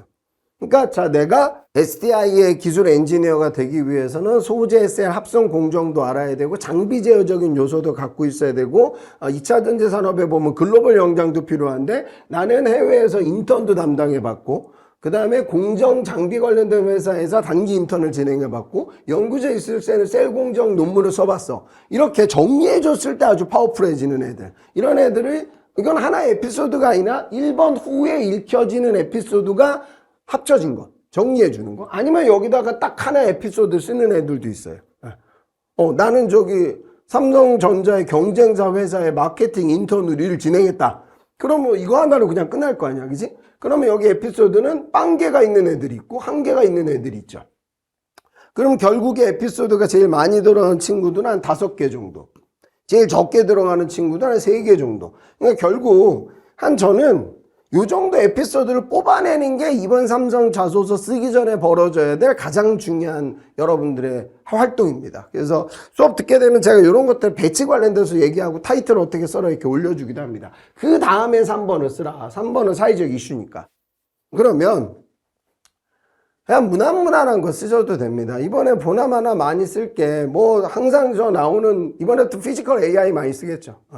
지금 뭐 현대자동차 아틀라스 그 다음에 테슬라의 옵티머스 등등 피지컬 AI가 시장을 주도하게 되면 이거에 맞춰서 필요한 다른 시장이 개화될 거다. 각기 로봇에 들어갈 수 있는 IC가 필요하고 이 로봇에 들어갈 수 있는 모터나 컨버터나 리니어 바이브레이터 같은 부품들도 중요해지고 그리고 또 이거에 맞춰서 2차 전지 그러니까 지금 로봇에 들어가는 저기 배터리는 아직 중국의 회사들의 경쟁력이 약해. 그럼 이런 부분에서 삼성그룹이 먹을 수 있는 시장이 굉장히 커질 거다. 안 그러면 내가 이런 AI 관련된 출원 반도체 칩셋이 있다면 이런 시장의 개화가 삼성 파운드리 사업부에는 또 어떤 기회를 줄 거다. 후공정 쓰는 친구들 이런 패키징은 어떤 좀 변화를 줄 거다. 뭐 이런 것들을 많이 쓰겠죠. 문샤들이 나오고 중국에 딥식이 나오고 그러면 제2제3의 딥식이나 문샷 같은 추론 AI를 구현하는 회사들이 많아지게 되면 엔비디아가 시장을 독점하고 있는 구조가 서서히 느슨해지면서 새로운 추론 반도체 AI 그게 뭐 최근에 나오는 저거 오픈 AI하고 AMD가 될 수도 있고 그럼 그거에 맞춰서 삼성이 HBM 시장을 더 확대시킬 수 있는 기회가 되겠다. 그리고 삼성은 앞서 얘기한 이런 시스템 반도체, 파운드리, 메모리, 후공정 모두 다 되는 유일한 제조사이기 때문에 턴키 수주가 가능하다. 뭐 이런 거 적어줘도 애들 많이 적는 거야. 그러니까 이거 말고도 뭐 디지털 트윈이다. 스마트 팩토리다. 뭐 이런 이슈들도 많이 쓰죠. 그래서 3번은 중요한 거는 여러분들이 생각을 적는 게 아니라 검색을 해가지고 이거를 이제 적는 거죠. 근데 이제 검색할 때도 맨날 뉴스 최상단에 나오는 걸 쓰게 되면 좀 겹칠 수가 있고 AI 리터리시 같은 걸 잘 못 써가지고 그냥 물어보는 거 그대로 적으면 비슷한 내용이 들어갈지도 모르잖아. 그래서 저는 참조를 할 수 있겠지만 라이팅은 직접적으로 하세요. 분량 얼마 되지도 않아. 그럼 여기에 한 70%에서 60%를 이런 이슈가 있다라고 적고 중요한 건 뭐야? 이게 내가 지원하는 계열사, 안 그러면 내가 지원하는 사업부, 안 그러면 내가 지원하는 직무 이걸 다 적을 수는 없어. 계열사 사업부 직무를. 여기에 어떤 영향을 미칠 거다 끝. 그런데 여기에 베스트는 자 이런 과정을 통해서 내가 후공정 얘기를 했는데 내가 후공정 경험이 있어. 여기에 들어갈 내가 뭐 지금 패키징 얘기를 하는데 삼성전기가 이제 추진할 유리기판 관련된 어떤 경험 내가 학부시절 때 수업을 들었어. 전시회 가봤어. 이러면 경험을 쓰지는 마세요. 이건 여러분들 경험 쓰는 공간 아니야. 그런데 이런 이슈가 있고 이 부분에 대해서 나도 이런 경험이 있어. 살짝 한 한 두 문장, 세 문장 정도. 나도 이런 이슈가 있는데 나도 이런 경험을 해봤고 이게 너희한테 이런 영향을 미칠 거야. 이런 구조도 좋습니다. 그 다음에 3번은 문과직렬. 특히 막 제일기획이나 그 다음에 삼성물산 패션이다. 그 다음에 삼성전자 아까 한국총괄. 그러니까 굉장히 마케팅적이고 트렌드적인 걸 빠르게 따라갈 수 있는 포지션에 도전하는 친구들은 조금 생경한 거, 차별화될 만한 걸 적어도 돼요. 그러니까 예전에 제 학생은 어떤 미술 작가에 대해 설명했던 친구도 있었고요. 그런 아주 좀 말랑말랑하고 트렌디한 직군의 경우. 그 다음에 지금 진짜 사회 이슈나 문화 이슈, 예술 이슈, 디자인 이슈 모두 좋습니다. 그래서 그런 친구들 좀 신경 쓰고 이공계들은 너무 신경 쓰지 말아라. 여기에 하루 이틀 투자할 필요도 없습니다. 저는 한 2-3시간만 투자해가지고 적는 거. 3번은 절대 메인이 아니다. 3번은 오히려 힘들어하는 친구들이 있더라고요. 그래서 요게 이번 우선 핵심. 그러니까 내가 1억을 어떻게 정리해야 되겠다. 그렇게 보시고요. 그 다음에 삼성이 예전에 삼성전자 4번 항목은 이렇게 쓰라고 가이드가 잡혔어요. 지금 바뀌었고요. 그 다음에 삼성전자 DS는 자소서 면접장에서 이렇게 답변하라라고 안내 메일까지 보냈습니다. 그게 스타인데요. 당시 어떤 상황에서 어떤 일을 어떻게 처리해서 결과 어떻게 나왔다. 여기서 좀 더 쓰는 친구들은 이걸 통해서 내가 뭘 배웠다. 좀 더 쓰는 친구들 이걸 당신 회사에 어떻게 기여하겠다. 근데 저는 이렇게 쓰는 거 별로 권하지 않습니다. 굉장히 식상해. 그러니까 저는 그냥 내 상황이 어땠고 그때 어떤 상황에서 어떤 액션을 취해서 결과 어떻게 나왔다. 이렇게 적는 겁니다. 보고하는 방식이에요. 근데 문과 학생도 이렇게 적어도 되는데 이공계든 이거보다 조금 더 딥하게 가자고요. 이거 잘 들으세요. 첫 번째가 상황이 무조건 나와야 돼. 그러니까 바로 했다. 합성했다. 이러면 이 사람이 이게 왜 있는지 어디서 한 건지 알 수가 없잖아. 학부시 할 때 땡땡땡 연구실에 연구 인턴으로 배치되어서 3학년 당시 여름방학 동안 땡땡 산업의 땡땡 기업에 이 2달 동안 인턴 업무를 진행할 당시 그러니까 상황을 얘기해줘야지 이 사람들이 이해를 해. 여러분들 에피소드를. 그 다음에 두 번째로 얘기하는 건 목표. 그러니까 그 연구실 마케팅 공모전에 나갔을 때 어떤 목적이 있더라. 내가 여기서 뭘 해야 되는 상황이었어. 응? 그리고 세 번째 나오는 건 이 목표에 다가가기 위한 프로세스. 프로세스는 두 가지입니다. 첫 번째는 컴바인 되는 거야. 뭔가 조립되는 거야. 그러니까 아두이노 보드에다가 센서, 그 다음에 통신칩, 디스플레이, 모터 이런 걸 구현해가지고 뭔가 어떤 이 프로세스가 어떤 하나하나 유닛들이 합쳐지는 컴바인 되는 이런 식의 조립 과정들의 공학 과제가 많고요. 두 번째는 그냥 시계열로 흘러가는 거.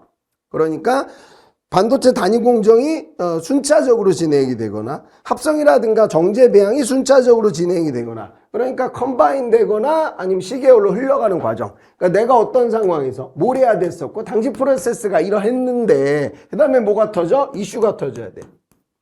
이슈는 두 가지야. 첫 번째, 진짜 사고가 나는 거야. 안 되는 거야. 한쪽 면에 LED 램프를 받고 다른 한쪽 면에 조도 센서를 박아서 조도의 밝기에 따라 램프의 개수를 컨트롤하는 과제를 수행하고 있었고 애초에 LED 램프가 3개였어. 그런데 경쟁이 치열해지니까 우리는 램프의 개수를 3개에서 10개로 늘렸어. 그럼 어디서 문제가 터져? 전력 수급에 문제가 터지겠지. 그러니까 스마트 지팡이 같은 거 캡스톤 프로젝트로 하고 있어요. 졸업과제. 지팡이 끝에다가 적외선 센서 박아서 이게 이거는 막힌대 해가지고 이제 피드백은 리니어 바이브레이터 같은 걸로 줘서 장애인들 대상으로 한 스마트한 지팡이. 그런데 갑자기 교수님이 야 올라가는 계단 내려가는 계단 어떡할 거야. 자, 이 구조면 올라가는 계단이 뭐가 돼? 벽이 되니까 사람 못 지나가. 내려가는 계단은 어떻게 돼? 길이 되니까 큰일 나겠지. 그러면 어떻게 위치 차이에 맞춰서 센싱 데이터에 의사결정할 수 있는 알고리즘 스텝이 더 필요해지는 거죠. 그러니까 진짜 사고가 있거나. 근데 전 알지. 우리의 공학과제는 그냥 될 때가 많아. 그지? 그러면 이제 여기 심폐소생술 써야 돼. 우선 몰랐다는 거야. 우리의 그때 이슈는 몰랐던 거야. 그러니까 안 했던 걸 했다는 거짓말은요, 뽀록나기가 쉬운데, 알고 있었던 실험 조건을 몰랐다고 얘기해버리면, 커버가 가능해. 뭔 말인지 알죠? 그래서 그 당시 어떤 좀 미지에서, 그러니까 실험 조건이라든가 공정 조건에 변수가 생기고 우리가 임계적 값을 찾기가 힘들었다. 그래서 트레이드 오프 되는 특징들 사이에서 나는 어떻게 문제를 해결했다. 그 다음에 당연히 이슈의 액션이 나와야 돼. 상황에 이걸 해야 돼. 프로세서가 이랬고 이런 문제가 터져서 이렇게 해결했어. 그 다음에 결과가 어떻게 나왔다. 이렇게 정리하자고. 그러면은 여러분 요 프로세스를 뽑으면요, 웬간한 에피소드는 천자가 나옵니다. 디테일을 넣으면요. 그래서 이렇게 생각하시고, 인성 에피소드 같은 거 스타 쓸 때는 많이 실수하는 게, 이것만 많이 적어. 그때 중국 학생들이 몇 명이었는데 다들 연락이 끊기고. 스타의 중심이 액션이야. 그 다음에 두 번째는, 액션을 나열하는 것도 아까운 거예요. 그러니까 여러분들이 나는, 그러니까 이런 상황에서 이런 문제를 어떻게 해결했다. 자소서는 나를 소개하는 그게 글이 아니고 설득하는 글이니 이렇게 설득일로 가야 되는데 이거 있고 이렇게 얘기해버리면 설득이 잘 안 되잖아요. 그러니까 액션을 나열하는 것도 비추. 그 다음에 또 한 가지는 액션이 대부분 두 가지야. 소통, 그놈의 소통. 그냥 열심히. 그러니까 뭐 팀원들 사이 갈등 문제 해결 끝. 그냥 나는 열심히 교수님을 찾아갔다. 열심히 논문을 찾아봤다. 아니잖아. 그래서 내가 이런 식으로 적어라는 거야. 목표가 등장하고 프로젝트가 등장하고 그 다음에 액션이 나와야 되는 거예요. 그래서 이렇게 좀 자소서를 기재하면 파워풀한 자소서 작성이 이루어질 것 같습니다. 그 다음에 이제 1부의 마지막으로 실제 최종 합격 자소서를 보면서 잘 쓴 부분과 못 쓴 부분을 같이 확인해 보도록 하겠습니다. 자, 이 친구도 국승세당 전자, 그 다음에 공정설계로 갔으니까 좋은 데 갔습니다. 학점이라든가 영어 점수까지를 보면 학교, 학점, 어학을 보면 여기까지는 그냥 B등급. 그런데 얘 포인트는 중국어를 하는 전작학생이라는 건 이제 특화될 만한 포인트죠. 식스시그마는 요즘 잘 하지도 않습니다. 그린벨트까지 땄는데 뭐 열심히 하긴 했지만 요즘 같아서 메인은 아닌 여학생이었어요. 자, 그럼 이 친구가 자소서를 쓸 때 어떻게 썼는지를 볼게요. 1번은 전반부에 있는 얘기는 일반적 이야기예요. 인공지능, 자율주행 어떻게 하고 있고 땡땡 사업부 또한 꾸준히 발전하고 다. 근데 이건 좀 성의가 없죠. 그러니까 여러분들이 지금 이 자소서 쓴다면 최근 뉴스라든가 IR 레포트 같은 걸 보면서 그런 지원사업부의 미래 비전을 좀 차별화시켜서 적으면 좋고, 핵심 얘기는 이거예요. 대학 시절보다 학부 시절이 맞아요. 최고의 반도체 엔지니어로서 성장을 목표로 세 가지 역량을 길렀는데, 첫째로는 티켓을 활용해서 소자를 땡땡 소자하면 더 좋겠지. 이거 이렇게 소자라고 적으면 안 되고, 논문 양식의 포스터를 제작하여 공학학술대에서 포스터 발표를 했다. 포스터 발표 핵심적 공학 키워드가 하나 정도는 추가돼야 되는데 그거는 아쉬워. 하지만 소재는 좋지. 그지? 둘째로는 성장을 이루기 위해 반도체 소자 연구실 레빈턴을 한 거야. 여기서 땡땡 소자라고 들어가야 되고 땡땡 데이터 분석 역량을 키웠다. 이렇게 적어야 더 좋겠지. 그래서 내가 첫 번째는 포스터 발표가 이루어졌고 레빈턴도 했다. 셋째로는 땡땡 교육 프로그램에서 뉴로모픽 pH 센서에 대해서 연구를 진행해서 소자 제작의 공정 프로세스를 경험했다. 나는 공정 플로우도 경험했고, 그 다음에 이런 소자 분석과 데이터 분석 역량도 배웠고, 그 다음에 여기서는 소자를 주제로 해서 논문 작성까지 진행했으니까 일반 학부생들보다는 반도체 쪽에 핏돼 있다. 그런 얘기. 아까 말한 정리해주는 서머리 방식입니다. 나쁘진 않고요. 그 다음에 포부로 들어와서 세 번의 도전 과정에서 소자 설계, 그 다음에 분석, 제작을 경험하며 반도체 소자 공정에 대해서 깊이 이해했고, 향후에는 내가 공정 설계 엔지니어로서 정확한 소자 특성 분석을 통해 최적화의 공정 프로를 개발해서 회사에 기여하겠다. 포부는 조금 내용이 좀 길어, 내용보다. 요거를 한 문장 정도 줄이고, 아까 얘기한 것들이 첨언되게 되면 요청량이 좀 늘고, 이 앞부분은 최신 뉴스로 업데이트 시키고, 그러면은 지금 이 1번은 괜찮은 내용이 될 것 같아요. 이게 정리하는 방식을 이런 식으로 했다. 그렇게 보시고요. 그 다음에 이제 2번에 성장 과정에서 인성 이야기를 했어요.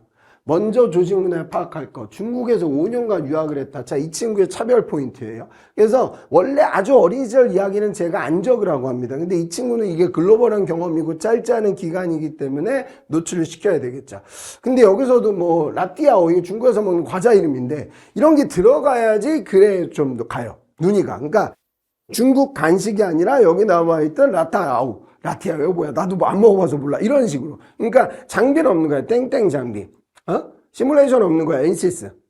이렇게 시장은 없는 거야. 뭐 경동시장 이렇게 고객은 없는 거야. 40, 50대 중년 여성 고객. 그러니까 어떤 구체적 경영자를 쓰셔야 됩니다. 그래서 수업 들을 때 제가 그런 것들 많이 넣어주고 있어요. 그러면 눈이 가고, 이거는 내용이 조금 길죠. 이 두 번째 단락은 좀 줄였으면 더 좋을 것 같고, 그 다음에 여기 있는 라티아오라는 키워드는 타이틀이 올라가야 되겠지. 그리고 중국에 어떤 성이 있었는지도 들어가야 되겠지. 그러면 저 눈이 가요. 그래서 글로벌 이력에 인성적 경험을 적었습니다. 그리고 나서는 그냥 공학입니다. 반도체 공부해보고자 반도체 소자 연구소에서 6개월 동안 인턴을 했다. 인턴 초반 열정적인 마음이 있었지만 뭐 깨달을 수 있었고 속상한 마음이 생겼고 중요하다고 생각했는데 동기들과 논문 소자를 매일 1회씩 자 어때요 여러분들도 지금 보면 양이 너무 길죠. 이걸 더 줄여줘야 돼. 그리고 어디를 스케일업 시켜야 돼? 이 두 번째 단락, 세 번째 단락이 스케일업 돼야 되겠죠. 제가 뱉은 일은 모스펫의 특성을 분석하는 거리였고 소자의 IV12 곡선을 추출하여 데이터를 오리진하는 과정 그리고 캐패시턴스 그리고 컨덕턴스 이동 전자 이동도 특성 변수를 분석했고 선형 연구에서 GM이 일정할 것이라고 기대하는 것과 달리 결국 전류의 저하가 생각해서 기생 저항이라든가 SR 스캐터링 등의 이유가 원인이라고 결론을 내렸고 그동안 스터디에서 공부했던 방식으로 하이케 유전체에 실리콘 인터페이스 레이어를 사용해서 어넬링하는 방법을 제시했고 인정받았다. 이 내용이 아까 얘기했던 그러니까 빠져있는 게 뭐예요? 그러니까 이 연구실의 주요 연구 주제가 뭐고 거기서 처리해야 될 목표가 뭐였는데 그 과정을 프로세스를 서술해주고 그러면 여기 가독성이 좀 올라가면 이쪽 분량을 줄여주고 그러면 조금 더 완벽한 자소조가 될 것 같아요. 마지막 문장도 조금 길거든. 그래서 여러분들이 공학과제는 제가 말씀드리는 그 프로세스로 정리를 해주셨으면 합니다. 그 다음에 3번. 3번은 그냥 노멀한 거 적었어요. 차량용 반도체 시장. 그러면 이 차량용 반도체 나와 있는 부분에서 지금 자동차 메이커라든가 그 다음에 다른 칩셋 메이커들의 어떤 움직임을 보여주고 있고 그 다음에 내연기관 자동차에는 고도의 기술이 필요하지 않아 과거에 레거시 공정을 사용했지만 이 자율주행이 등장하게 됨에 따라 레거시 반도체 공정에서 첨단 공정으로 진화가 벌어질 거고 그래서 삼성전자는 어떤 걸 지금 하고 있고 어떤 계획을 갖고 있다. 그래서 요거는 그냥 노멀한 이야기로 적었던 케이스입니다. 그래서 최신 뉴스로 이건 예전 학생이니까 여러분들이 뉴스를 업데이트 해가지고 그 기재를 하시면 되겠죠. 그리고 너무 예민한 거 쓰지 말고. 그러니까 뭐 환경 안전 뭐 이런 거 쓰면서 뭐 저 반올림법 뭐 이런 거 쓰면 큰일 나니까 어떤 그 2차 전지 쓸 때 뭐 화재 사건 이런 건 지금은 많이 좋아졌지만 그래도 임원들이나 선배들이 보면은 예전에 안 좋았던 추억이 떠올라. 어디서 면접장에서. 그런 건 쓰지 말기. 그리고 존경하는 인물도 여러분. 자, 이번에 아마 또 영화 때문에 단종 엄청 쓸 것 같은데, 왕은 적어도 돼요. 근데 단종은 사실 뭐 존경할 만한 그런 역사적 업적이 크진 않았던 사람인데, 자, 뭐 이순신 장군, 세종대왕 이런 거 쓰면은 존경하는 인물 그냥 넘어가요. 근데 대통령이 들어가면, 뭐 이승만, 박정희, 윤석열 대통령 정상 없겠지. 그러니까 뭔가 대통령은 역사적 평가가 다 갈려. 그리고 정치적 현안과 이슈가 돼. 이런 거는 조금 기재 안 했으면 좋겠습니다. 그러니까 그리고 존경하는 인물은 내가 할 이야기가 들어가는 게 의미가 있어. 그러니까 내가 6개월짜리 랩 인턴을 했어. 그래서 이거 관련돼서 그 당시 교수님을 내가 적게 되면 면접장 가가지고 내 랩 인턴 이야기를 할 거 아니야. 인턴할 때 나한테 귀감이 됐던 롤모델의 상사가 있으면 그 상사를 적으면 내가 인턴 이야기를 할 수 있잖아. 그죠? 이런 느낌으로 가시는 거예요. 그리고 뭐 예를 들어서 내가 이번에 거제도를 써. 중공업을. 근데 사실 중공업과 좀 핏돼 있지는 않지만 그래서 지역적 강점이 있어서 내가 쓰는 거예요. 근데 아버님이 거제도 조선저 하천기업에서 지금도 현장직에 계셔. 그럼 당연히 아버님 적어야죠. 그럼 면접장 가서 너 아버님 그럼 거제도야? 그럼 뭐야 이 사람은. 뭐 서울 가겠다고 또 때려치고 그러지 않겠네. 얼마나 좋은 내용이야. 그러니까 취미 특기도 마찬가지야. 그러니까 취미 특기는 여러분 정리하면 나는 면접장 가서 취미 특기 같은 걸로 말 섞기 싫어. 면접관과. 그럼 무난한 거 쓰면 돼. 뭐 조깅, 영화 감상 뭐 이런 거 저거 물어보지도 않아. 그런데 나는 이런 걸로 얘기를 하고 티키타카 하는 게 나에게도 유리해. 고기 굽기라고 적었어. 왜 적었어? 중국에 있을 때 내가 한인 식당에서 고기를 기가 막히게 잘 구워서 중국어가 좀 돼. 그럼 적어도 되지. 절대 화려한 거 쓰지 말고. 제 학생 예전에 취미 특기에다가 뭐 골프, 드라이버, 장타 이런 거 쓰면 망하는 거예요. 그래서 그냥 교대 근무해야 되는 애였거든. 그러니까 그때 제가 이거 면접장에서 100% 질문 들어올 거니까 면접장 가서 물어보면 이상한 소리 하지 말고 저희 숙부님께서 조그만하게 골프장 사업 매장을 하고 계셨는데 제가 방학 때마다 아르바이트를 했고 빈타석에서 연습을 하다 보니까 거리가 조금 나옵니다. 뭐 이게 낫지. 너무 화려해 보이는 얘기 쓰지 말고 그 다음에 뭐 주식 투자, 코인 투자 이런 건 삼성 증권 쓰는 친구들한테도 제가 코인 투자는 적지 말라고 합니다. 회사는 투자하러 가는 곳이 아닙니다. 일하러 가는 곳입니다. 물론 가시면 투자하셔야겠지만 그래서 이런 게 화려해 보이는 얘기는 쓰지 말아라. 요거는 좀 참조하도록 하세요. 그 다음에 제일 중요한 4번 항목으로 들어가서 시뮬레이션을 통한 소자 특성. 땡땡 소자라고 기재하면 더 좋아. 그래서 4학년 설계 과목에서 아까 1번에 나왔던 그런 에피소드 티켓을 활용해 가지고 모스펫을 설계한 경험이 또 너무 좋죠. 그러니까 내용과 소재 지금 다 좋아요. 그러니까 여기서 느껴야 되는 건 학부생이라고 하면 이게 일반적 요 정도 양에 들어갈 수 있는 수치, 그 다음에 제가 이렇게 개인정보라서 수치는 집어넣는데, 그 다음에 수치와 공학적 요거를 맥스로 넣어놓은 거. 이거보다 더 많아지면 안 돼요. 근데 어떤 느낌인지 아시겠죠? 그래서 요거는 그냥 좋은 소재를 얘기 적었고, 두 번째도 여기도 무슨 연구 참여라고 들어가야 되겠죠. 희망과정에서 7개월간 이그저 시냅스 트랜지스터 화합물 반도체이지만 뭐 이 정도 이력을 갖고 있는 전작가도 많지는 않거든요. 그래서 완전 재료 과제인데, 그래서 메모리가 달라지는 소재를 개발하는 그런 목표가 있었고, 단기 기억 동작에서 장기 기억 동작에서는 이런 메커니즘으로 동작. 그러니까 여기서는 목표가 들어가 있으니까 지금 가독성이 좋아. 그리고 나서 주기적으로 논문 스터디를 진행을 했고, 교내법에서 포토나 여러분, 포토는 이 정도로 적어도 되고, 한글로 포토로 적어도 돼요.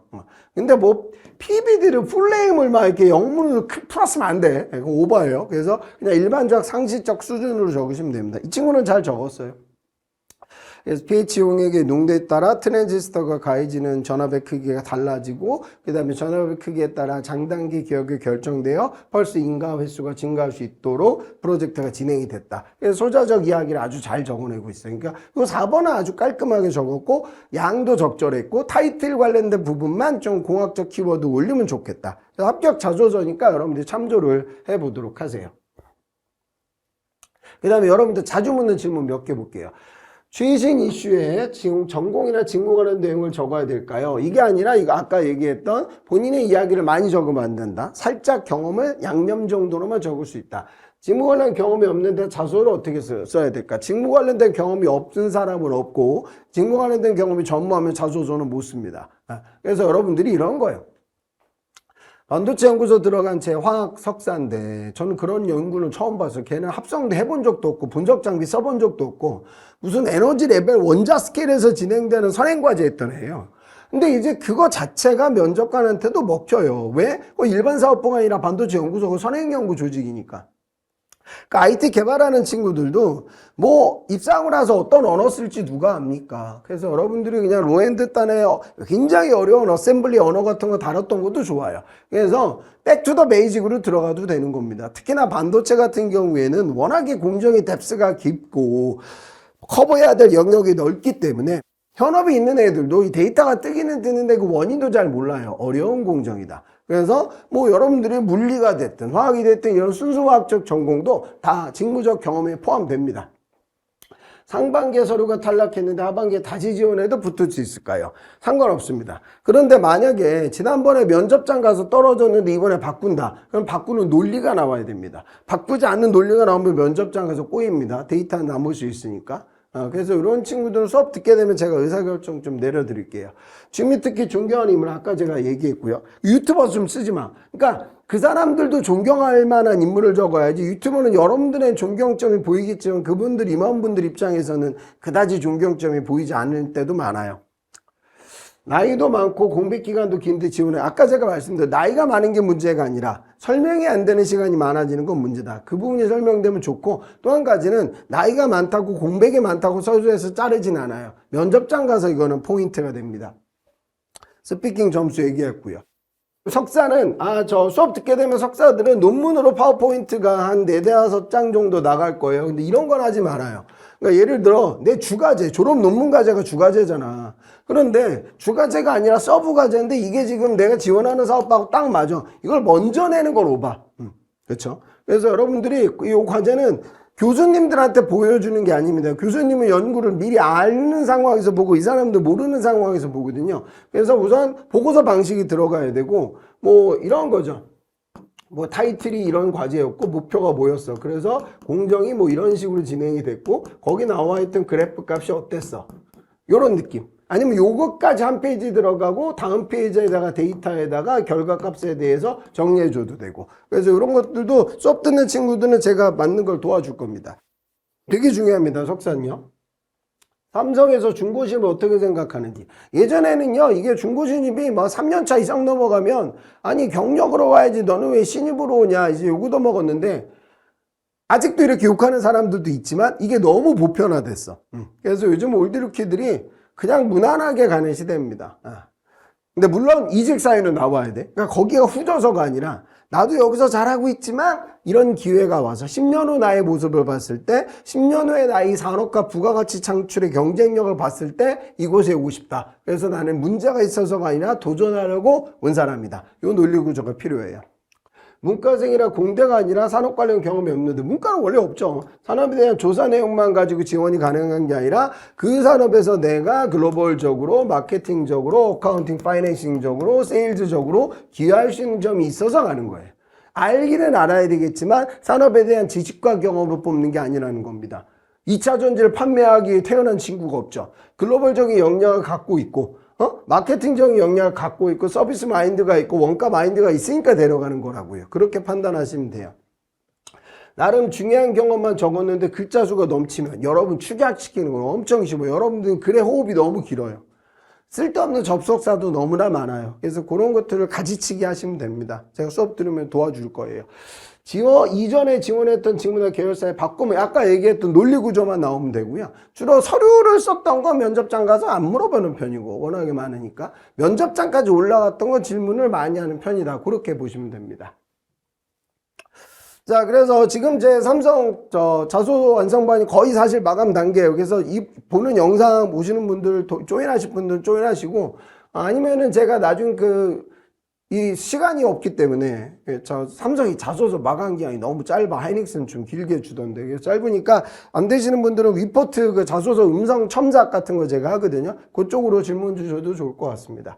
그래서 여튼 기회되는 분은 보시고 그러니까 이 강의를 듣든 안 듣든 2부 영상 꼭 보세요. 2부 때 제가 삼성 그룹의 학생들의 데이터 그 다음에 이 4번 항목이 전자하고 다른 계열사들이 있고 또 아직까지 마지막까지 전자 쓸까 전기 쓸까 디스플레이 쓸까 생명화재로 돌릴까 삼성전자 문과직렬로 갈까 고민하는 친구들이 많을 거니까 이 영상도 꼭 보시고요. 다른 산업군에 대해서도 견문을 넓힌 상황에서 삼성 지원서를 쓰셨으면 좋겠습니다. 그럼 1부 영상 여기서 마무리 짓고요. 2부 영상으로 넘어가도록 하겠습니다.